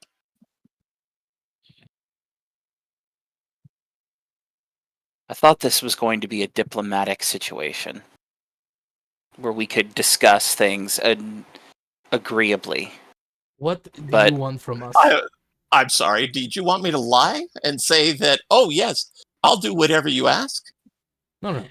What do you want from us? We need to know what you want from us. Why do you want to talk to us? I want to have access to the tower. And why would we possibly ever let that happen? Because it would ensure your safety, and it would ensure the end of all this conflict. You had access to the tower before, I didn't have the access that you now have. And partial access caused you to kill tons of people. What do we think that you're going to do with full access? Well, I could very well have killed every other form of rot life on this world except dark elves. I did not. You can't kill us, I can tell you that much. I can't kill you with that technology, no. No. You've enlisted the aid of someone else that has the ability to thwart it. And do other very impressive and quite frankly frightening things. And if you have done what is needed to be done to get access to the tower, then you've proven that you're quite mighty and strong and brave. You've done something that I would never even allowed Rathgar to try to do. Oh, you mean him? Yeah. Kind of raves my shoulder when I say that. But what's done is done. You've succeeded where I didn't, and you have access, and you've locked me out. Okay. And you say that if we don't give you access to this, you're going to kill everyone on the planet except for Dark Elves. No, I didn't say that at all. I said I could have done that at any time, and I did not. Because there'd be no point to that. I'm just saying that, you, and she gestures at Mikhail, are accusing me of horrible murder. And I'm not saying I didn't. I haven't done a lot of damage. What I'm saying is I have held myself in check. Okay. Of what things I could do. Mikhail looks somewhat... It looks like he's holding himself back. He's angry. Yeah. Okay. Now, as far as other information I have that you might be interested in, I know the identity of who is behind the malices. Or I should say, of what is behind the malices. And I know not just his name, but what he is. The so-called Chaos God we've heard of. She shakes her head. It's all a lie. Oh. I mean, you can choose to believe what you want to believe that his minions have said, but they're only telling you the lies that have been fed to them.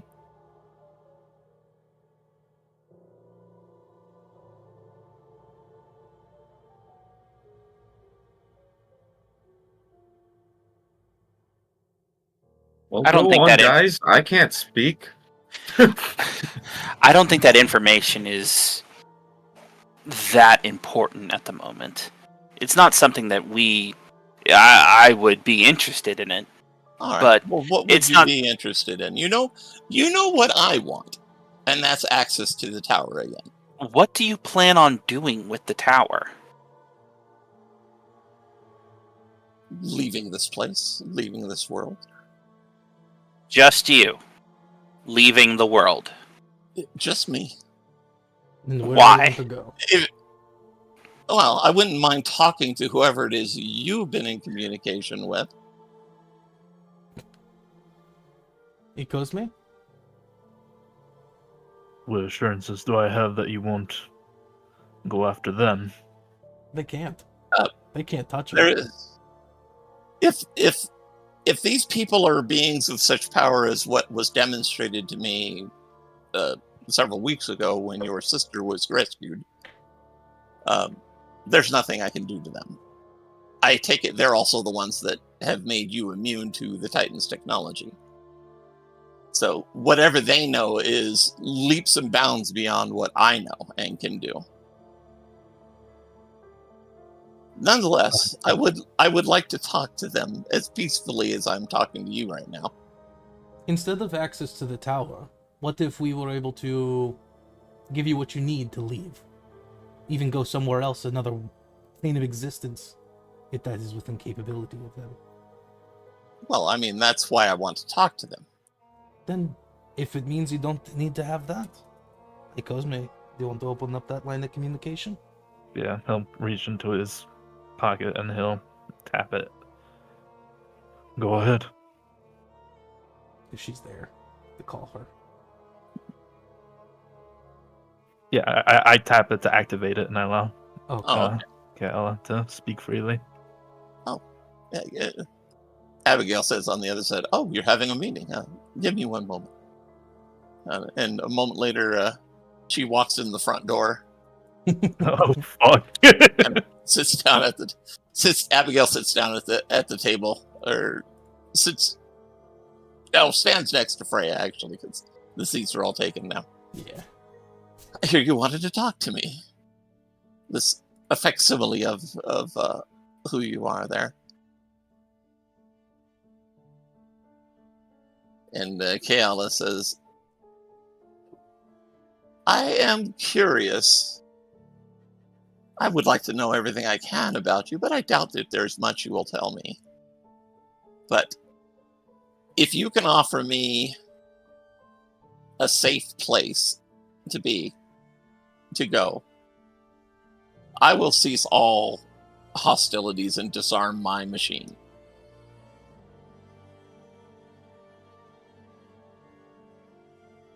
Frankly, I know what the supposed god of chaos has in store for this world, and I don't want anything to do with it.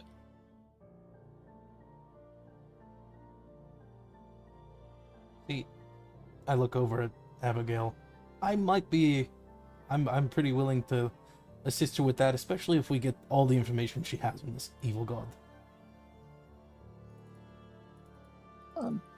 Well, not don't need to be invisible for this after all.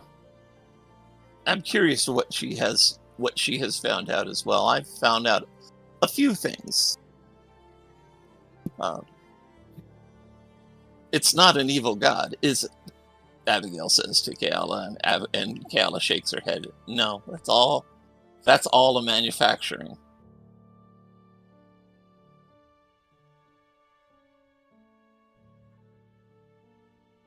Then who is it that's pulling these strings and creating this? And Kaela says, "You know her as the Lady of Destiny, the matriarch of the Celestials. She's doing this to help awaken the spirit of Pellon through the conflict." Really? Then there's nothing to do. There's nothing to Kaela- do. Kaela shrugs. "No, there's nothing to do. There's nothing any of us can do about it. She's going to do it until this world wakes up. Who knows how long it'll take. That's why I don't want anything to do with it. Not only that, but once this world does wake up, it's going to change magic. It's going to change everything again." Yeah. Okay.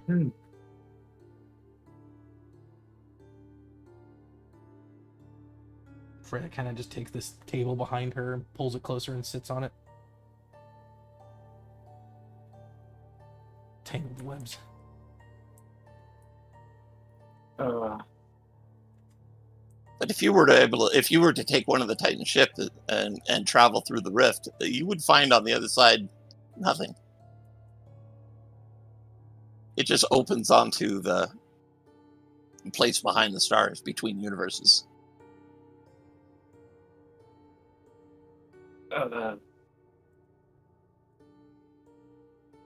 We heard about that. That's where that Harata stuff is, right? Or is that something else? No, yeah, no, it does. That's where Harada goes, and it seeps back into the universe. It explains the malice that it is. Alright. So the malices will continue until until Pellon wakes up. These are kind of attempts to shock it into waking. Okay. I learned that much. I learned that much while I was studying how to recreate a Malus or revive a Malus. Now, what about this Malagar individual? You're working with them. He's an acquaintance. He's helped me. Is he alive? Well, technically No, he's undead. That's what I figured. But he has no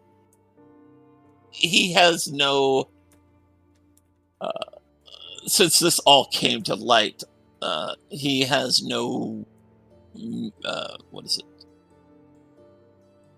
He doesn't have any desire to conquer the world or do anything like that. He wouldn't mind cutting his own, creating his own corner of it.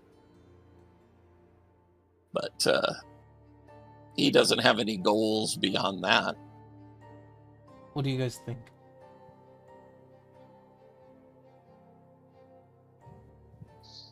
Let her disappear from this universe? We can let you leave, but we can't let you have the tower. There'd be no reason to have it if she's gone from this world, this plane of existence.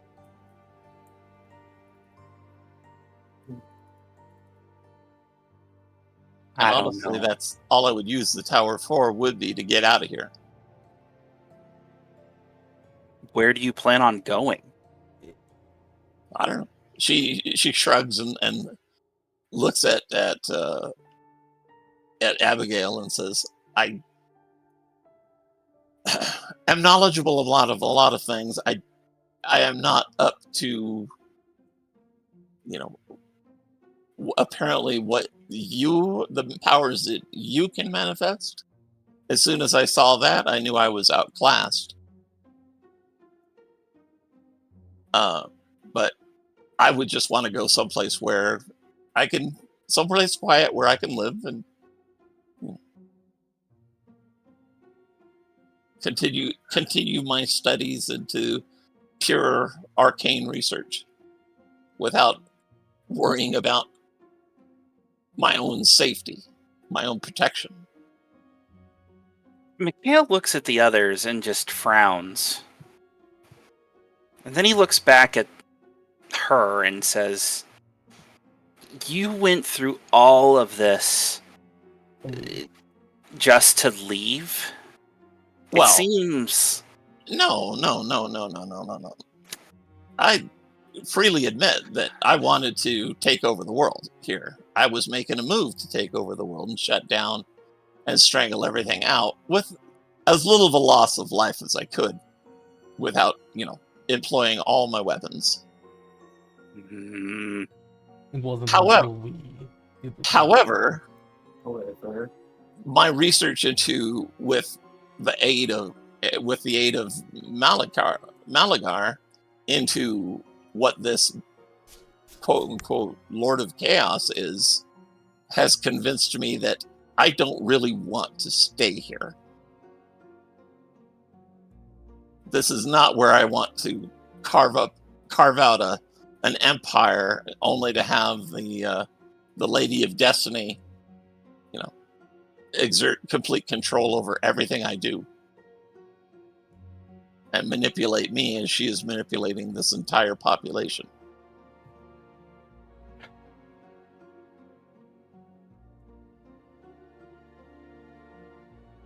It's a nihilistic way to uh, think, to be honest. But if we leave, doesn't that mean that was part of the plan anyway? Yeah, it's not even worth thinking about. Let's deal with things that are happening now. But she has Not this... is dealing with things. Well, What's she... happening now? I'm looking down at Nock and I look back at her. She has the, what's the word? Luxury of living for pretty much forever. And she wants to keep that life. Well, I must admit that the longer I live, the more I want to keep the life. Yes. Mm-hmm. The less that I feel that things are worth dying for. I leave that to my underlings and to those that wish to pit their might against the Maluses in the hopes of waking this world up. The Lady of Destiny doesn't care how many of us she kills as long as she doesn't kill all of us.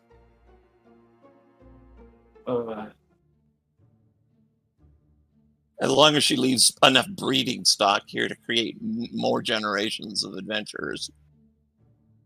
Mm-hmm. What's Abigail doing? She's kind of listening in on all this. And she says, well, I could do what she asks, but I will leave it to you guys. She hasn't done anything to particularly deserve mercy. But at the same time, she hasn't, I know for a fact that, yes, with the tools at her disposal, she could have wiped out every life form on this planet. It's been done before. Yeah, and I'm sure the League of Destiny would let that happen.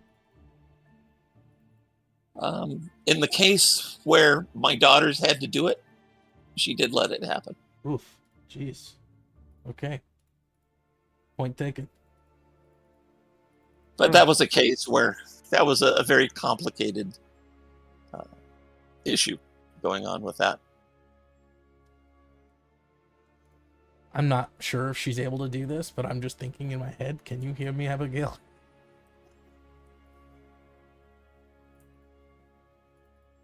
No, nothing. Okay. Don't know how. Because I don't know if she had that ability. I don't. In us. Is Beyond Nox skill set? I am one for vengeance, as the one who follows Trine. But, I mean, honestly, what's there to do? You've made it very clear, and I look at Abigail, that it's not very wise for us to even try to attempt to kill her.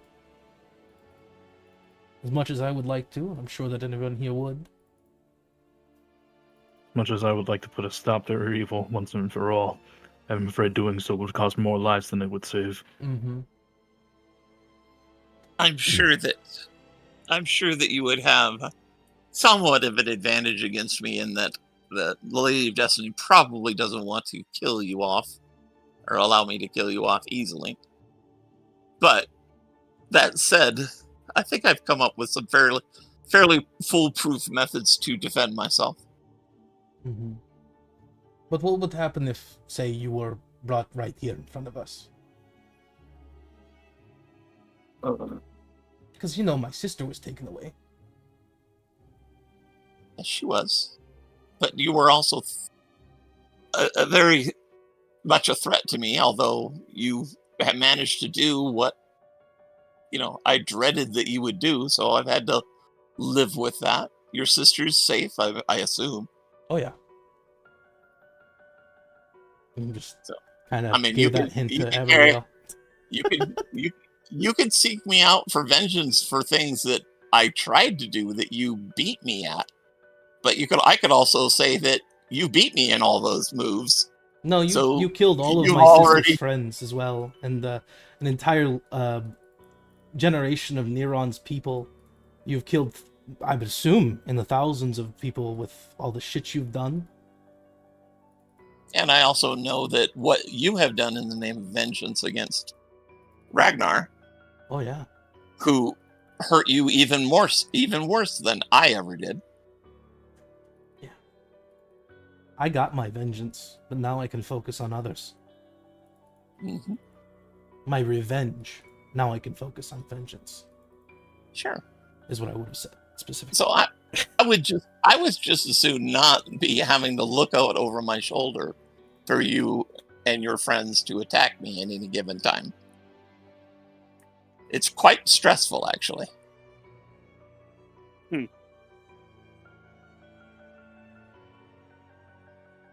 I just look at Abigail for a quarter second. More like a full second. And I know that you've been watching me. I know that you can see me anytime you wish. I know that you can teleport to me anytime you wish. I have intentionally not obscured my location or by scrying, the ability to scry on me. Oh, I know. Even though I knew you were watching me. Okay. See, I'll let you know something, Miss Freya. I didn't trust Ragnar. I despised him almost as much as you did. So I had a way to keep track of him. I had a way to watch him, whatever he was doing, wherever he was going. And I put it all in an item that he almost always had on him. Oh. You carry that item with you now. The shield. It's allowed me to watch almost everything that you have done. Okay. So I'll let that be a bit of a peace offering, that I acknowledge that and tell you again that I have not struck at you. Struck at you. Mm-hmm. Other than trying to steal your sister as a means of coercing you to stay away from the tower. No, you were going to kill her for sure. There's no doubt in my mind. But I take the shield off and I just hand it over. Or I just put it on the table, really. You hand it to Mikhail, and Mikhail just goes, oof, and falls down to the ground. Yeah, I lean it against the table. Oh. That's annoying.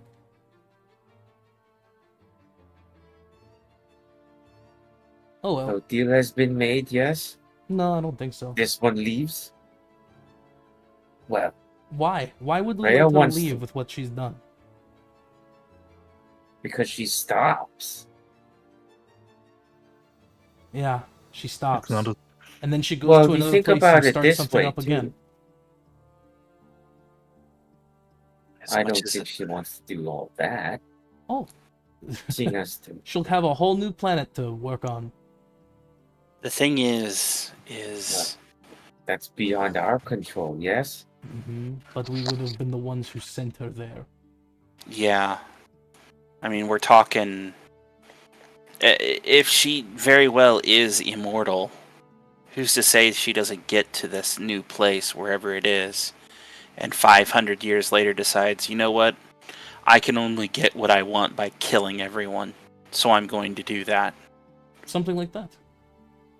You may decide the same thing. We won't live that long. At any time, though. You don't have to wait 500 years.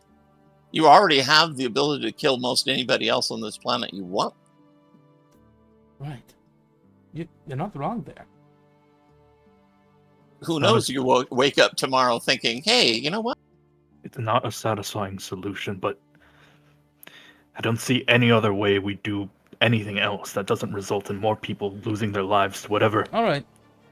battles At the that have very come forth. least, we know what we say rather than the Abigail, others that we don't. I think we've kind of leaning in the direction of sending her somewhere else.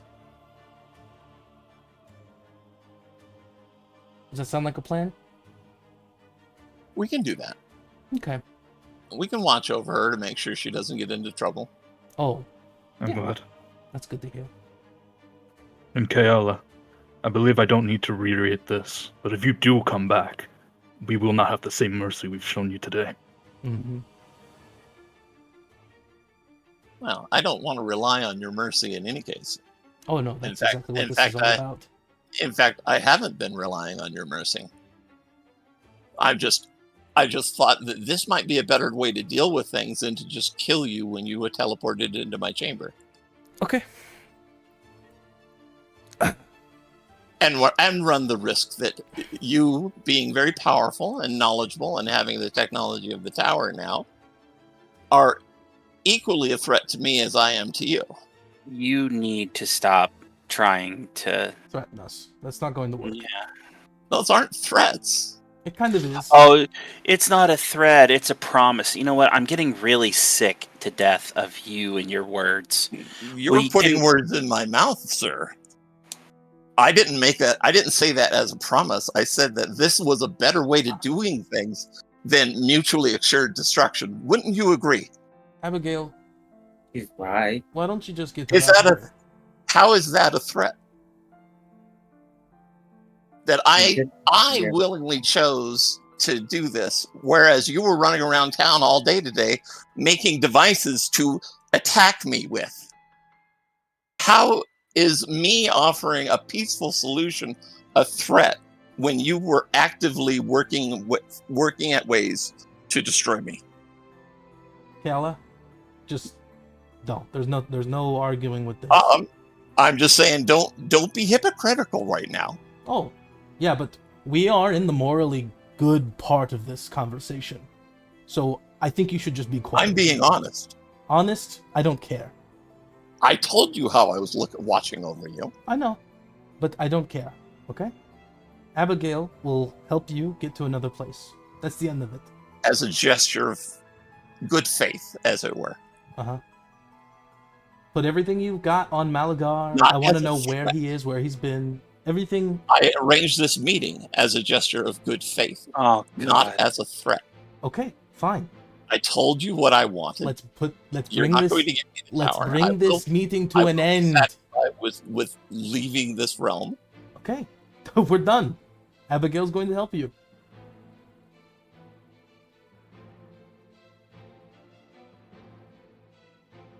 Goodbye, Miss Yama. Yeah, goodbye. Let this person So go back to who he was. I failed to see how this has been threatening to you in any way. It's not. You She's haven't right. threatened me at all. Just, can we end this conversation, Yama? Abigail's going to help you. You're going to leave. This conversation doesn't even matter.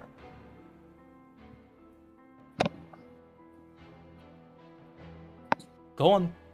Let's get this over with. May our paths never meet again.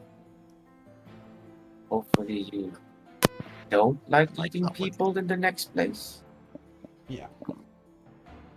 I'm not hearing anybody talk if you're talking. Hello? Oh, Can you hear me? Check the mic. Check. How about now? Oh, Sherrock. Is it your knob again? Maybe. Your knob? Hello? Testing. Knob? How about now? Nope. I can hear you.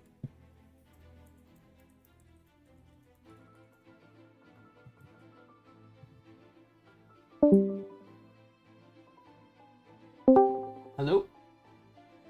Yeah, I can't hear anybody. Let me change. Oh, really? What the fuck happened? okay. How about now? Can you hear us now? What? Hey, can you hear me? Testing. Testing. Can you hear me? Don't hear anybody. She's right, you know. Yeah, no, we can't hear. What, you still can't hear her in general? No, he couldn't hear there either. I don't know what the Sounds like it's a hardware issue on his side. Oh. He's already tried unplugging it several times.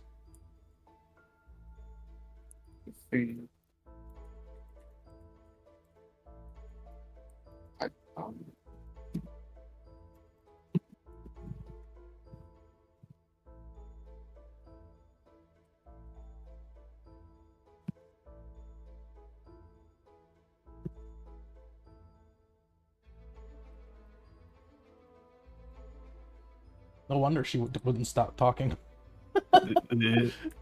Yeah. That must have been pretty awkward for him too, because we were just being silent the whole time. Yeah. Yeah.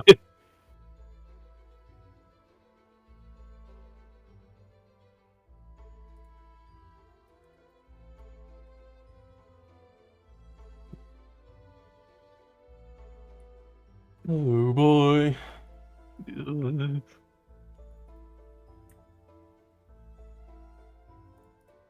I changed the voice channels server too, so should have worked, but that didn't do it. Maybe he's getting different headphones. I don't know. testing. Testing. Can we hear Hello, you? can you hear? Yeah. We can hear you. Hello? All right. I don't know what happened to my mic. I can't hear anybody. Check.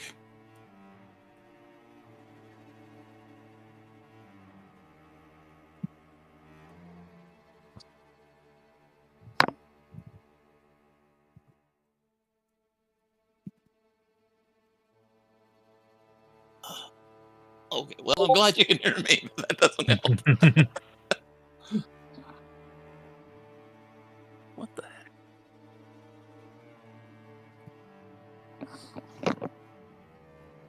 Nope. I've been twisting it, disconnecting, reconnecting. Oh, no. The knob's working fine as far as I can tell. Discord's even lighting up my name when I'm talking. Oh, restart Discord. Yes, I could hear other sounds on my computer. He might have to restart Discord.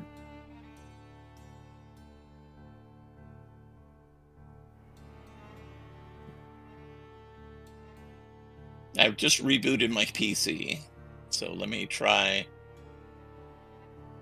restarting Discord. I'm gonna change the server voice channel again as well. It sounds like if it's happening through multiple different headsets. I don't think he tried different headset. I think he restarted the computer. He says he can hear other sounds on the computer. It's just Discord. So Why would it turn off just Discord?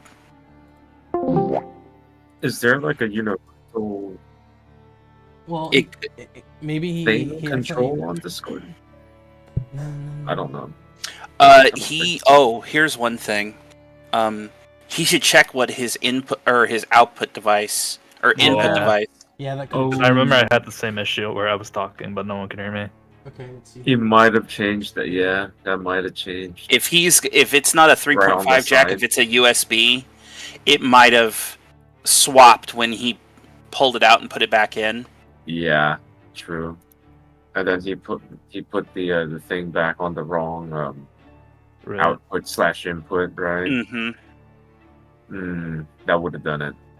That's the only universal thing that could happen like that. Yeah.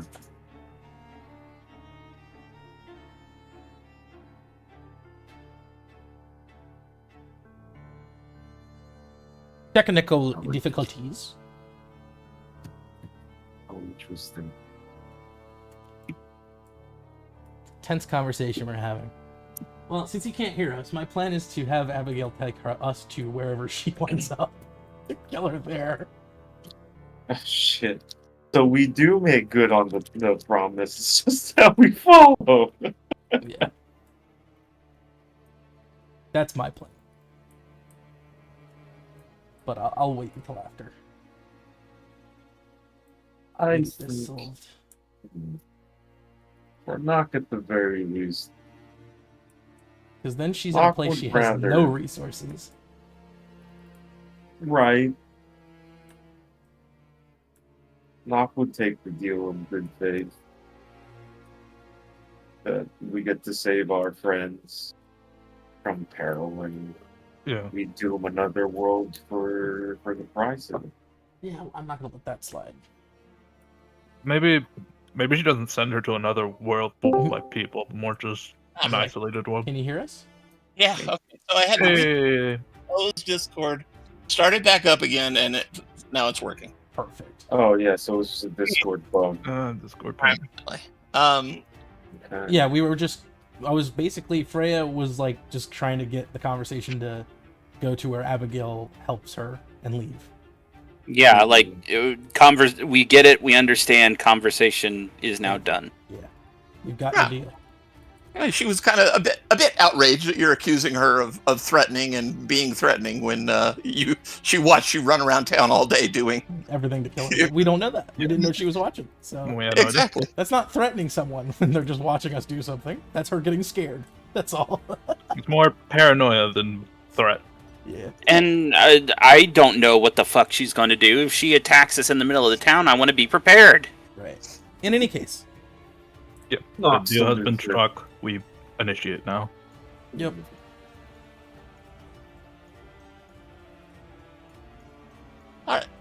So basically, Abigail kind of says, all right, well, here's the deal. You're going to take nothing with you.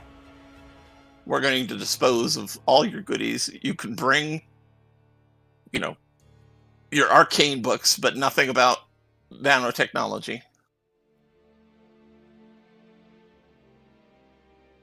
And then in exchange for that, we can take you just about anywhere you like. Give you your choice of places you can go, in fact.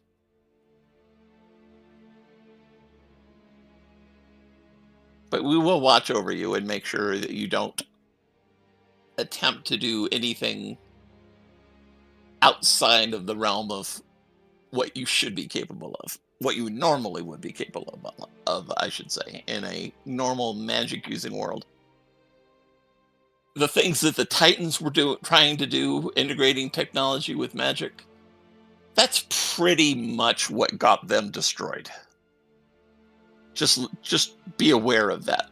You have nothing nice to say about the Lady of Destiny, and in many cases, people say she's a cold hard bitch, and they're right. Freya kind of looks over at Mikhail when she said that about the tower and the Titans and why they got destroyed. But she tends to make things like that happen when there is a perceptible threat to the life of a world. In fact, I would hazard a guess that she gave a lot of assistance to this group in hopes that they would be able to destroy you. Mm-hmm. I guess but then that sort of makes sense. Trying to understand what Destiny is up to is trying to figure out any really good mystery. The only thing that you can be assured of is that the manipulations of Destiny are clear as 20/20 vision in after the fact. Okay. But so she gives her that written litany, and then the Kayala's presence vanishes from the earth sign, and she turns to all of you and she says, well, what she did say about this Lord of Chaos is true and false. It isn't Destiny that's doing it. It is another celestial. A being like her. And its name is Ariok. But in this instance, he is working with the Lady of Destiny, and they are trying to awaken Pellon. Through conflict, I understand. Are they? I see. Well, they're not good. That's the only thing that we can do is accept it. Is it a well? What's another word for a good thing happening for someone? Fortunate? Benefit? Yes, that. Is it more beneficial than yeah. What's the opposite of benefit? Detriment? The spirit of the world awakening is, I'm going to assume, going to change a lot of things. It would be ultimately, it would change things, but it would be a good thing in the end. Elara would get her first companion. Magic would change and improve. But as it stands, other than the first few Maluses that actually succeeded in invading other towns and such that were nearby, my research on what these Maluses has done has shown me that they, by and large, haven't done anything other than challenge adventurers. Mm-hmm. They haven't killed a lot of innocents. Now, your unicorn friend would argue with me that it has harmed nature. In which case, she's right. It has a harmed nature. But so does a volcano erupting, or an earthquake, or a tsunami. Mm-hmm. And things heal. It can be healed. And things heal. You, in fact, carried on one of these healing activities for that that first rift that you went to. Oh yeah. The seed, correct. Did you hear all this from Neron? I have a feeling Some. she's been watching. I've been doing some research as well. So here's my question: Can you make sure she's not watching? Kayala? Yeah. Oh yeah, she can't. She's not watching now. Okay. She looks at the shield and she says, "Well, there are nanites embedded in this shield." Oh yeah. Can you remove those from me? Oh, certainly. Just What? takes a little bit of work. They're embedded into the metal of the actual shield, so I'll have to create another nanite to brush over it that will remove them. Okay. Well, once that's in the taken care meantime, of, you'll want to keep it in a bag. yeah, let's put that in the bag. I'll put okay. I'll put the shield in your bag. Well, It goes in. All right, now we're good. So, how about you take us to wherever she goes and we kill her there? Yes, in case she gets out of line, which I have no doubt will be possible then in the near future. If I you're okay with doing that. I agreed to bring her someplace where she would be safe. That would be turning me into a liar, and I won't stand for that. to be terribly honest, if you guys are watching over her to make... If we watch over her and check in on her, and we can surround her with our own version of what she did to you, and make it so that basically, if she does do anything, she will go out like a light. Yeah, it's just anticlimactic, is all. Oh, It is, but sometimes this is the way things are, but I don't know. I agree with the idea of I don't like just dumping our problem on someone we've never met before. But Abigail We don't know that. has told us that she will be watched and prevented from doing something like she has done before in the past. She's not the first one that we've such as this put under observation. All right. And we've had to do it with particularly stronger individuals. In the case where my daughters had to do genocide, it was with a world that was entirely taken over by dark elves. The train of that world had imprisoned his brothers and was threatening their own universe, my daughter's own universe. To stop that train, they had to destroy his power base, which meant wiping out the population of people and putting him to sleep permanently. Gotcha. It came down to an us or them. All right. Well, it looks like you've got things under control with her. Suppose we'll Thank let you, Miss Neron Abigail. look over at Freyla. So suppose you'll let Neron know what happened. She nods and says, and kind of gets up and ambles out, and in a kind of a dwarven brogue says, "I'll let him know." Well, wait a minute. Like, before you leave, like, wait, is that it? Yep, that's it.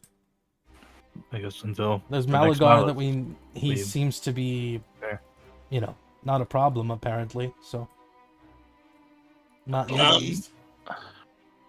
I've been trying to observe what's going on. He's an undead presence. Luckily, he's not attached to any other particularly powerful undead universal threats. Oh well, yeah, no, that'd be horrible. But he is, let's say, he is minding his own business. Yeah. But he was attempting to create his own empire here on Pellon. Yeah, and I'm assuming he'd still plan to do that Was. eventually. Well, he was working with Kayala to do that, and she is dipping. with her removal. he's going to lose. He's losing a lot of his power base. Well, if one thing to consider, if all he wants is a spot to call his own, like cut out a little piece of land for him and let him rule over it, could we do something to give that to him, so to cut it off, snip things in the bud before they get out of hand? I mean, we have the tower. I mean, with the power of the tower, we might be able to find his... We might be able to... With the power of the tower, you yourselves will be able to keep him in check. Yeah, we'll be fine. We'll be able to use those wonderful orb things to get around, you know. We can facilitate travel. And with Keala gone and you having unrestricted access to the tower, I would just ask that you use that power to help protect this world. Well, here's the thing. You have my word, that's all I'd want to use it for. And Mikhail sort of leans in to everyone and he says, if we are officially this is our done... villain arc. Oh. No, it's not a villain arc. Okay. He's basically saying, like, look, if there are no more threats and then we have the time necessary to look through stuff, then the tower is going to continuously be a presence, even if it's just sitting there. It's going to be a presence, and word is going to get out eventually that someone is inside. So we should You want to just declare it? Well, I'm thinking that we need to work on finding people that we trust, that have the right mentality, and use the tower for the betterment of everyone. Yeah. Yes. Like, personally, I mean, I hate to say it, but I think it would be a terrible idea if I just gave full control over the tower to the Silver Sages. No, I would not want that either. I think Abigail shakes her head and says, they're an unknown. Right. In that I know that I have a feeling that, you know, the efforts that they have made, although they have been humanitarian and helpful, they have also been in ingratiating themselves and getting themselves into every malice group that they can. Yeah, just look at the teleportation circles. And that Neron has had to actually put his feet down to make sure that none of them tagged along with you to the tower. Oh, right. Yeah. When you first went to But you can also see malice. the influence of a group like that. They got themselves into a position where everyone was relying on their teleportation circles, and what happens? They are used against the entirety of the world. We cannot let just anyone access that tower. And that's why I think, like, I would like to think that the four of us, you know, I mean, obviously there's nothing we can do to prevent Abigail from going in there. I give her a wink. I mean, not that there's anything in there you need. She kind of shrugs and smiles, and she says, the things I've learned in the last several hundred years of my life, there was a time in my life where the tower would have opened a lot of doors for me. But all those doors are already open for you, huh? We've really grown past that at this point. That's what I figured. Right now, my family and I, we go where we're needed in the universe and try to prevent large-scale catastrophes that spring up. Like you did, and Keala represented one potential large-scale catastrophe.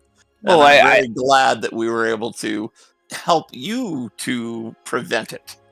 Mm-hmm. Well, I don't mean any disrespect to you, ma'am, but I'm just saying that the four of us, I would think that the four of us, like, Nock really only cares for secrets, and I care for knowledge, and Ikozme seems to...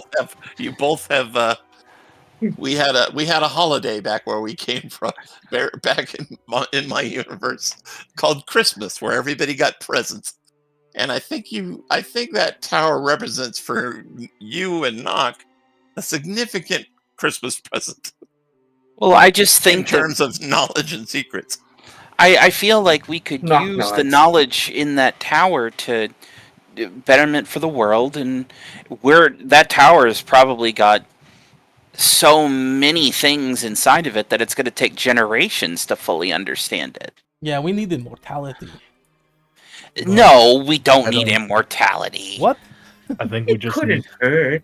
No. I its own ain't level. playing. I'm not here to play God.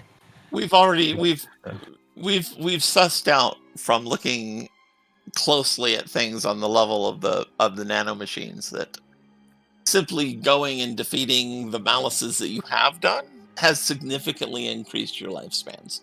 Really? The three You I'm of not us? mean saying you're immortal, but you're not going to age at the rate of other people. And Look at that look at Neron, Informed of this. the first Mickey- malice breaker. Even though he's an elf and extremely long lived, he still enjoys youth.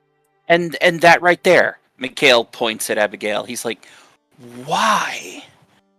How does that? What is? How does that happen? The power of the malices, us being near them when they were destroyed, increased our lifespan. How does that happen? That's something that I want to understand." I'm sure it's And I feel- got to do with. I could make some educated guesses. Well, between the power of the tower and time, I mean, now I have all sorts of time. I could. Yeah, we get to relax. Just to build off of what Mikhail had said, I agree that we shouldn't just let this stay for one group, even between all of us, and I do trust all of you, but I think it's best that it does not belong to a singular group, that there are Exactly. multiple people to... I But can, we- I can check, accept so to Neron say. for sure as having access. Yeah, I Neron would- is someone he's benevolent. Yes. I'm sure And- that and there are other. understands that it shouldn't be used for foulness. And I'm I- sure that I there do are plenty of believe- other people that are very much the same as us that want to use things for benevolent meanings and reasons and such. And I think it's less our job to figure out the tower and more to figure out the best people to investigate the tower. Yes, I know. I think for now, I would- let's do what we can until we need to find more people. Yes, Yes. I would put forward maybe Sylphina. When she arrived to my people, she seemed more concerned with helping us than promoting the betterment of the Rangers of the New Dawn. Of course, Yeah, Cruz there's- and there are Azarosa, or not Azarosa, sorry. What's his name? there are Aurora. good trustworthy people, and you know how to find them or how to identify them successfully. And if any of them are ever in question, you can always call on me or your friend the unicorn to help you, give you some guidance. I'm sure Neron, of she course.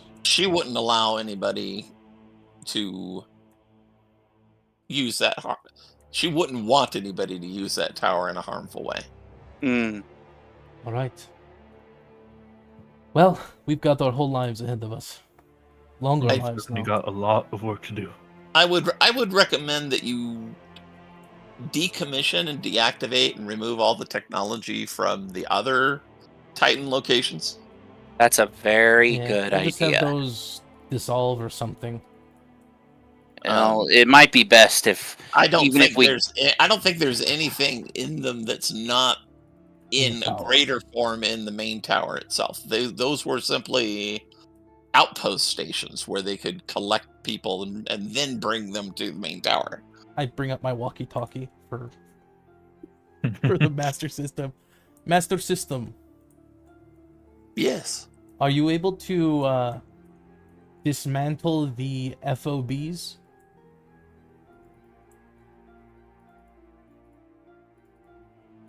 Forward operating base. Yeah. Oh, I'm sorry.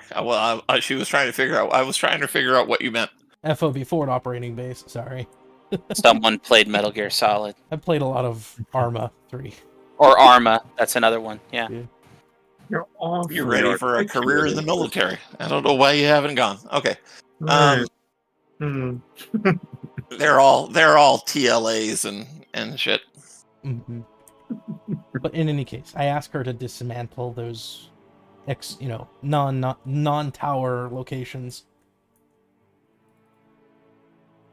She asks for kind of a confirmation code, which is the code you gave her already. Before I do that, I say, or made for her. sound good?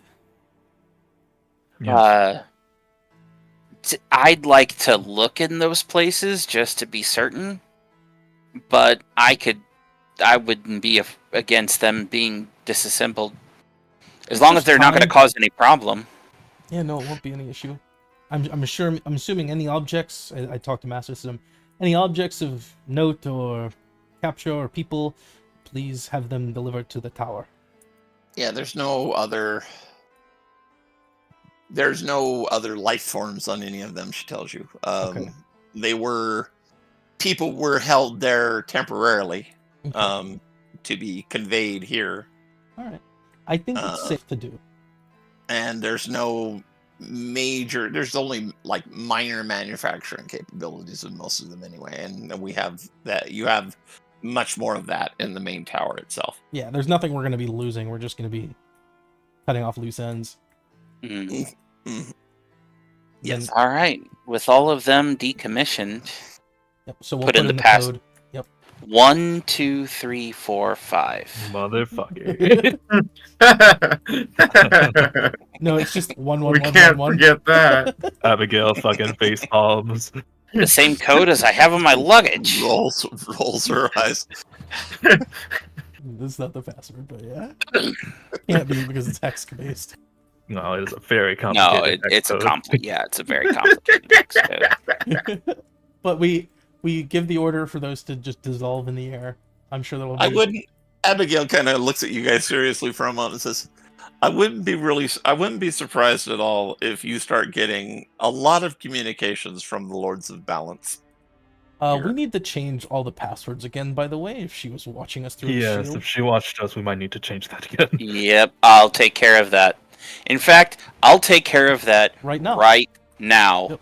And Mikhail walks over and vanishes. I mean, you can talk to the Master System. Never mind. He could do Probably it too. better if he does it in person, to be honest. Did you take us with you? If I could have, yeah, I guess I would have.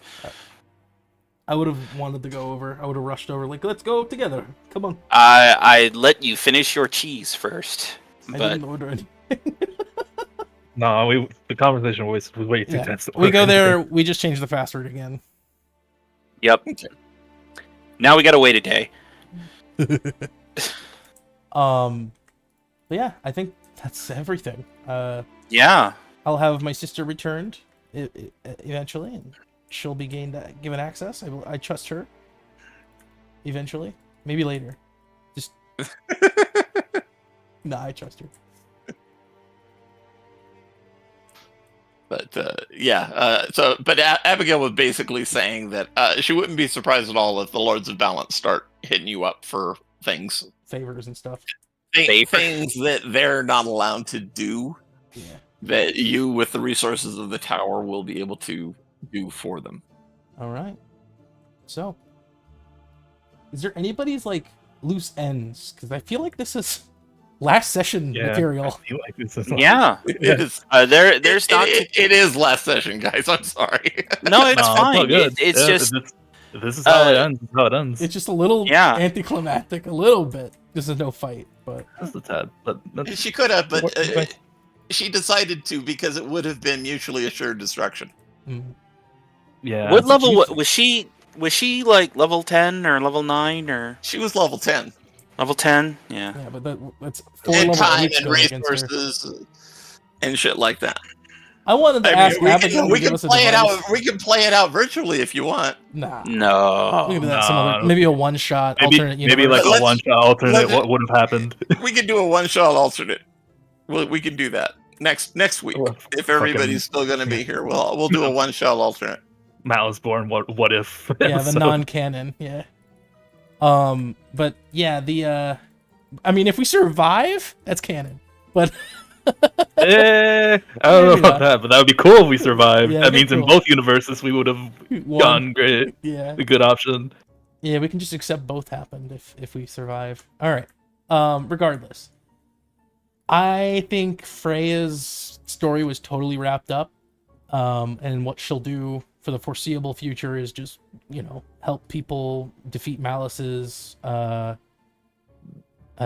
and just generally be around for as long as possible. No, you guys definitely have everything it takes to defeat any malice Together, yeah. that, We're that like pops up. we're like the Avengers. It's like, all right, mean, Malice, essentially, let's go meet up at the tower, guys. Yeah, I mean, I was thinking it wouldn't get to that point until you guys had physically gotten to level 10, but no, you're there now. Yeah, we're very much there. It won't take too much longer before we're level 10 anyways, so. Right. But in any case, yeah. The DM had her actually compromise. Yeah, and I think Because honestly, when as I really sat telling. through the last 2 weeks going, all right, she knows everything that's been going on. What is she going to do? It came up with pretty much death. So She was having it's like it would be. I figured, well, it'd be pretty anticlimactic for them to go in and just die. yeah. Honestly, I think So it is let's go with really- a compromise. Yeah. Honestly, having played so many campaigns where it ends in like a very big final climactic fight, I feel like this was. I don't know if refreshing's the right word, but this is a new thing that I was fairly into. That like the final boss is just like it's not gonna end pretty for either of us. So let's not do this. Yeah. It's Now it would have been. I mean, if Ragnar had been the final boss, it would have been much more of a nice physical, big ass physical fight. Right? yeah, but we got it before we got away. Yeah. But Kayala's not that kind of enemy. She is No. Yeah. she's a mastermind. Okay, think of any mastermind from comics and the things they put in place when they have basically studied the hero.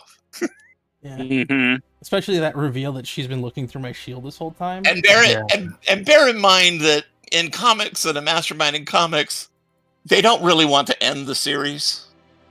So Superman never kills Lex Luthor. Batman doesn't kill the Joker. They all have and vice versa. Lex Luthor doesn't kill Superman, etc. They want to string things along and keep things going. In the real world, even in my logical real fantasy worlds here, that really is too much to ask for. Yeah. And There's no reason to keep you guys alive if you're a threat to her. Yeah. well, I mean, we have what she wants to leave, but that's about it. Oh no, she would love to have the tower, what you guys have got, but Yeah. you, It was you in were, all I mean, you guys immediately said, nope, that's off the table. it was in all essence of the word a compromise on every party. Yeah, I really didn't want to let her to go. I even tried to get Abigail to break her word. Yeah, no, I think it goes. It was especially since Neron brought it up that like everything has been rough since we went into the tower. That it's just like okay, there's more to here than revenge. She came unglued when you guys went into the tower. Mm. She was just like basically all of her attack plans were activated.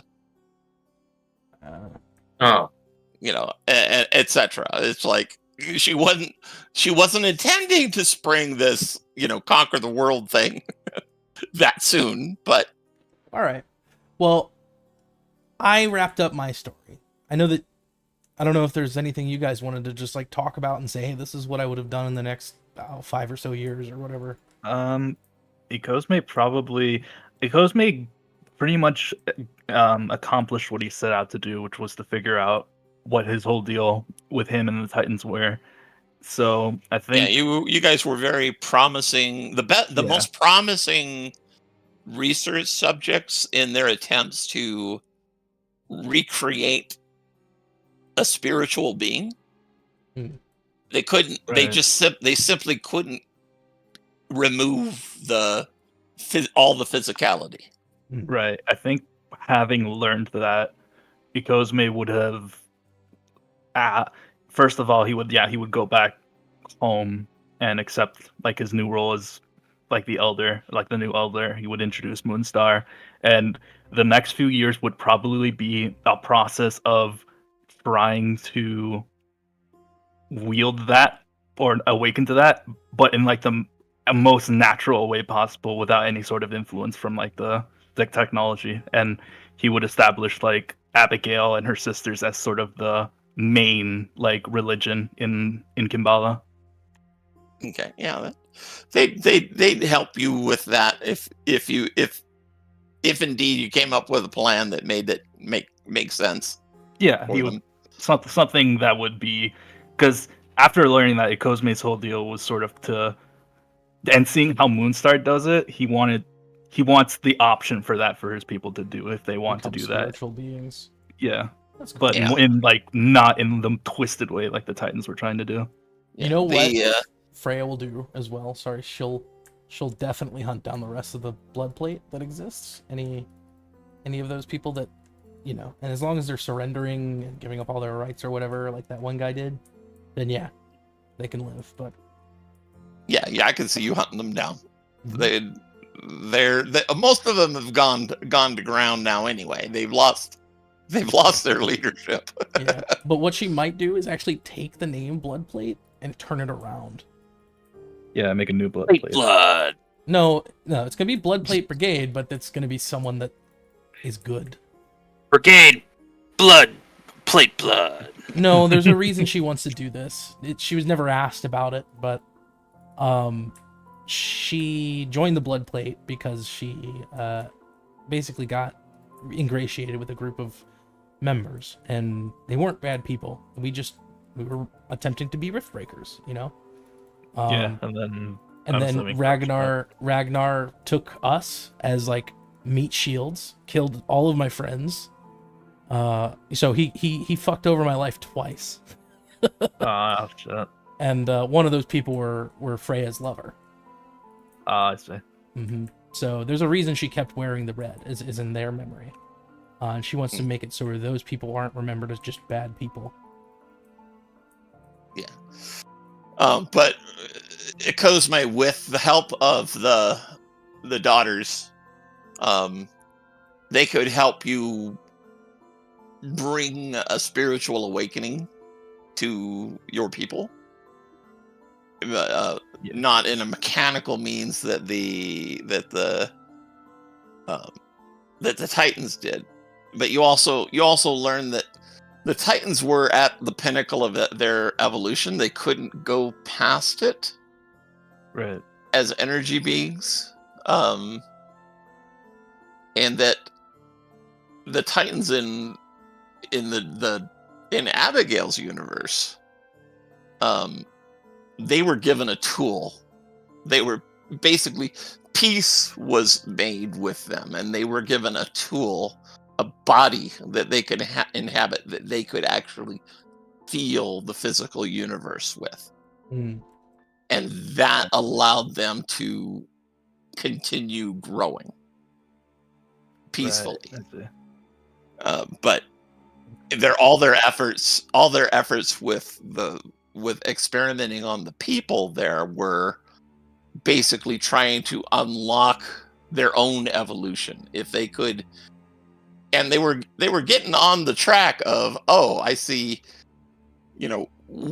we need a physical body, a real physical body to evolve spiritually, because our spirits aren't really touching the physical universe. I see. They're separated. For sure. I think the last sort of thing will be that because these people finally expand, like they have finally the option to expand into Pellon and What become I think more would be cool is present with it. if they became like they set up a town around the base of the tower or something. Yeah, some people. I imagine some of his people would do that as sort of a reclamation type of deal. Mm-hmm. And they're also like the guardians or whatever of the base of the tower, but they don't ever go in. You know? Yeah, pretty much. But yeah, the main thing that, and I know that I kind of hinted at it before, the main thing that Akosme was afraid of was that he was afraid that his people were like Keala, like they were used to like as sort of like weapons against people, and that was sort of the fear that Akosme had going into it. Oh no, yeah. No, the Dark Elves are guilty of a lot of just bad things along those lines, and your history shows you that they were the ones killing people and dissidents and such, even more than the Titans were. All under the Titans, under the Titans' name, basically, and the effort to make sure the Titans regime was unchallenged. And then that's why he thanked you all, because you essentially helped him dissuade that fear, because he was always, ever since growing up and hearing that from his elders, he was always afraid that was the case for like his people.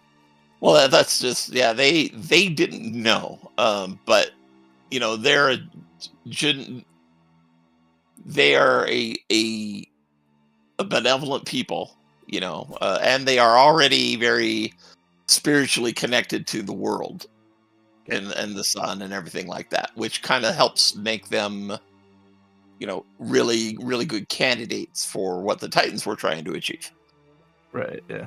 And then Knock, was there anything you wanted to go in? Poor Knock. What's Knock gonna do for the next 6, 7, 10 years or however long we live? If Knock continues to survive, he would begin to study the tower a lot more and take on a lot more missions to basically rid the Malai that would still continue to affect and plague the planet. Yep, no, we're all still working. You guys basically every 9 months rolls around and you're ready to mobilize. Yeah, we take like Quinjet basically there. Instantly. Okay, we're gonna be there. We're gonna watch it finish, and the instant it's finished, we're going to attack before it can do anything. Yeah, because we have spaceships to get to anywhere on the planet, and we're gonna use the book to look inside and see what's evolving, what's developing, where the boss is. Yep, exactly. And we're gonna go in and basically surgically remove the malice like that. Yeah, we'll be level 10 after like 2 more Malai. Yeah. You have that kind of access to things now. Yeah. We have become the Pellon's mightiest heroes. Yeah, with Dawnbreakers. With Dawnbreakers. The one that breaks the dawn. Yep. All right. Maybe Knock increases his vocabulary. Yeah. He starts speaking in full. You can sit there and take lessons from Master System. So from the beginning of this game to now, to like finishing up with Keala, how much time has passed? Like 3 months? Yeah, about that. It hasn't been.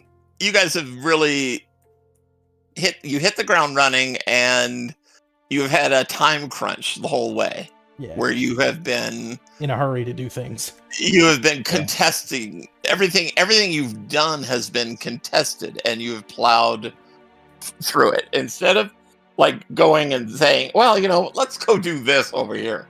The only person who didn't die once was Mikhail. Yeah, I'm the squishy one. Yep. That's because I stood in the back. Mikhail, what? Well, I mean, I know you're going to do a lot very of tower few times that you got hit. I know Mikhail, you have with access to the tower. Well, I mean, there's really not much you can't do. Do you want to turn the desert around Sunstone into green agriculture? You could do it. So the majority of his time spent for the foreseeable future is to figure out how best to use the tower in ways that would benefit the world. In doing so, he wants to doing all this stuff to the desert to make it lush and green. That would be great, but is it the right thing to do? Because, is it going to destabilize? Converting the entire desert would be bad. Yeah. I would imagine Like if 10 miles outside of Sunstone.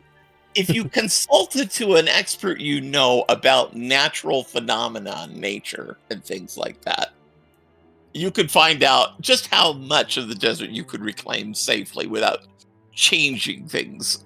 Yeah, he would detrimentally.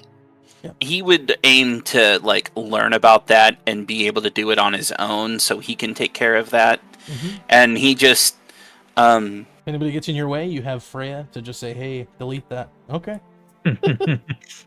and he would eventually write a book. Hey. The Adventures of the He wrote a Dawnbreakers. book about that once. No, he No. He wrote a book about that. he wouldn't write an adventure book. He would he always wanted to write a book about magic. He wanted to find new avenues of magic and new ways to do things, and he feels like magic should be for everyone. So he would figure out ways to write guides and safe ways to learn, so everyone could have magical Teleporting for dummies. Yeah. Cool. All right. So Yeah, but basically, with all the things that the tower has to offer, you pretty much can be the uncontested heroes of Pellon. mhm. You already were in the last several Maluses. Nobody even could get to them faster that had a better chance to do it. The only Malus that was around for a while was because you guys were busy and or hadn't even gotten started yet, was the one way up north. And we had Neron help with that one too. Mm-hmm. So yeah. That's a complete campaign, Chirac. Yeah, that's a complete one right there. It was. Because I did come up with a lot of things as you were going. The kernel of who the antagonists were. There's a lot of them, and you really brushed the surface on Malagar. Mhm. But there were a lot of things where it was I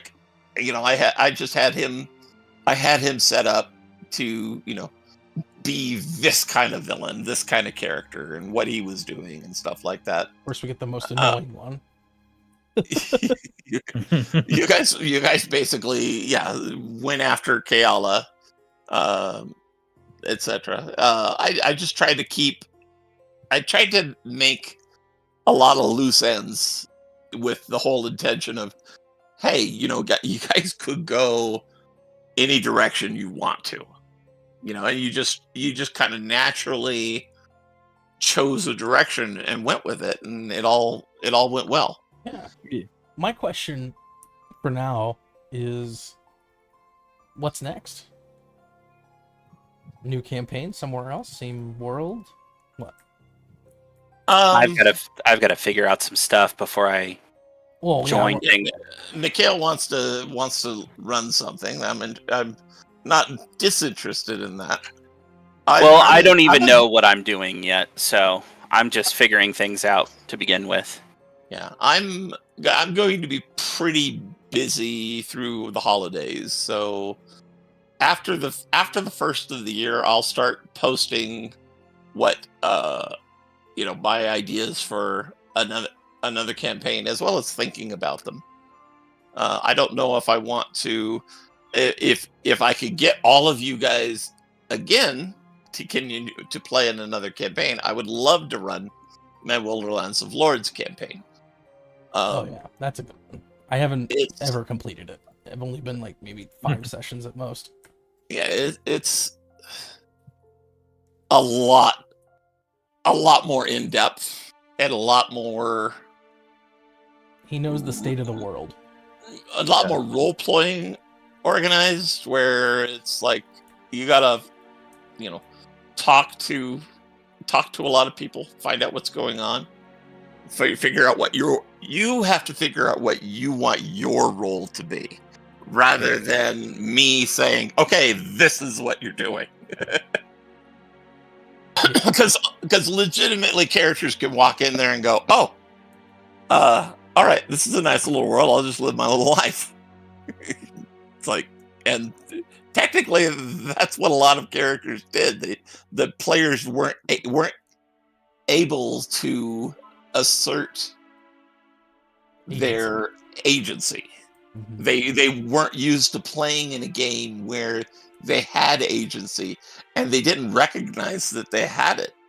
So they kind of just waited for things to happen, and it's like, yeah, nothing's gonna happen to you guys. You gotta pick things. You guys gotta pursue things that you're interested in. I've thrown this, and this at you, and you have not followed any of those leads. Yeah, but I have a feeling, with what we've done for this whole campaign, we follow leads. Yeah, no, you guys are a completely different breed of player, and it's been a pleasure for me because I haven't had to worry about being too obscure with things. You just naturally are hungry for these things, and you pursue, all kinds of things. No, both the things I set in front of you and things you cook up on your own. Mm-hmm. So that's a great combination, and it could be very successful in the Wildlands. There's still, if we do play the Wildlands, I will tell you that the gods there are much more interactive with what's going on. Mm-hmm. And if you play characters that are atheist or you don't want to pray to the gods and get in good with them, yeah, we could talk about all of this. You're gonna miss a lot. We could definitely talk about all this when the time comes, because we may all agree to maybe not play that, but I definitely want to play that myself. But you have now 2 months almost to figure stuff out. Yeah, we're almost halfway through November, and I'm going to be gone for Thanksgiving week, and then I'm going to be gone from the 15th, or at least from the 15th through the 1st. Gotcha. So I got a lot of stuff going on in the holidays. I would much rather have everybody enjoy their holidays, and if you come up with an idea of something you want to see or happen, we don't have to do Wilderlands. I can take other campaign ideas and run with them. And because Pellon actually came together very quickly. Mm-hmm. And it became a very complex little scenario. But I'm definitely interested in another sort of world, not and a different set of characters or circumstances, let's say. Right. I want to play a sorcerer. I don't know. One of my other campaign thoughts was to basically run an isekai where you are all yourselves, but you're reincarnated as your player character in the world. So that's funny. you know who you are, and we know each other, and you know each other, and you know game, and that we played Pellon. Yeah. And but it basically be an isekai of sorts, where you're reborn in a world with your own mentality, That'd be very whatever your interesting. character is. Be very interesting. And we should have like a scene where we're talking to the world's god, and they're like, this happened. Oh my god, yeah. Fuck. You're all hit Yeah, by we a kinda- truck. We kind of fucked up. So in one reality, you all died on Earth. In another one, you're all alive on Earth, and you're watching what's going on. So don't let things get you a headache. You're not real, but you're real.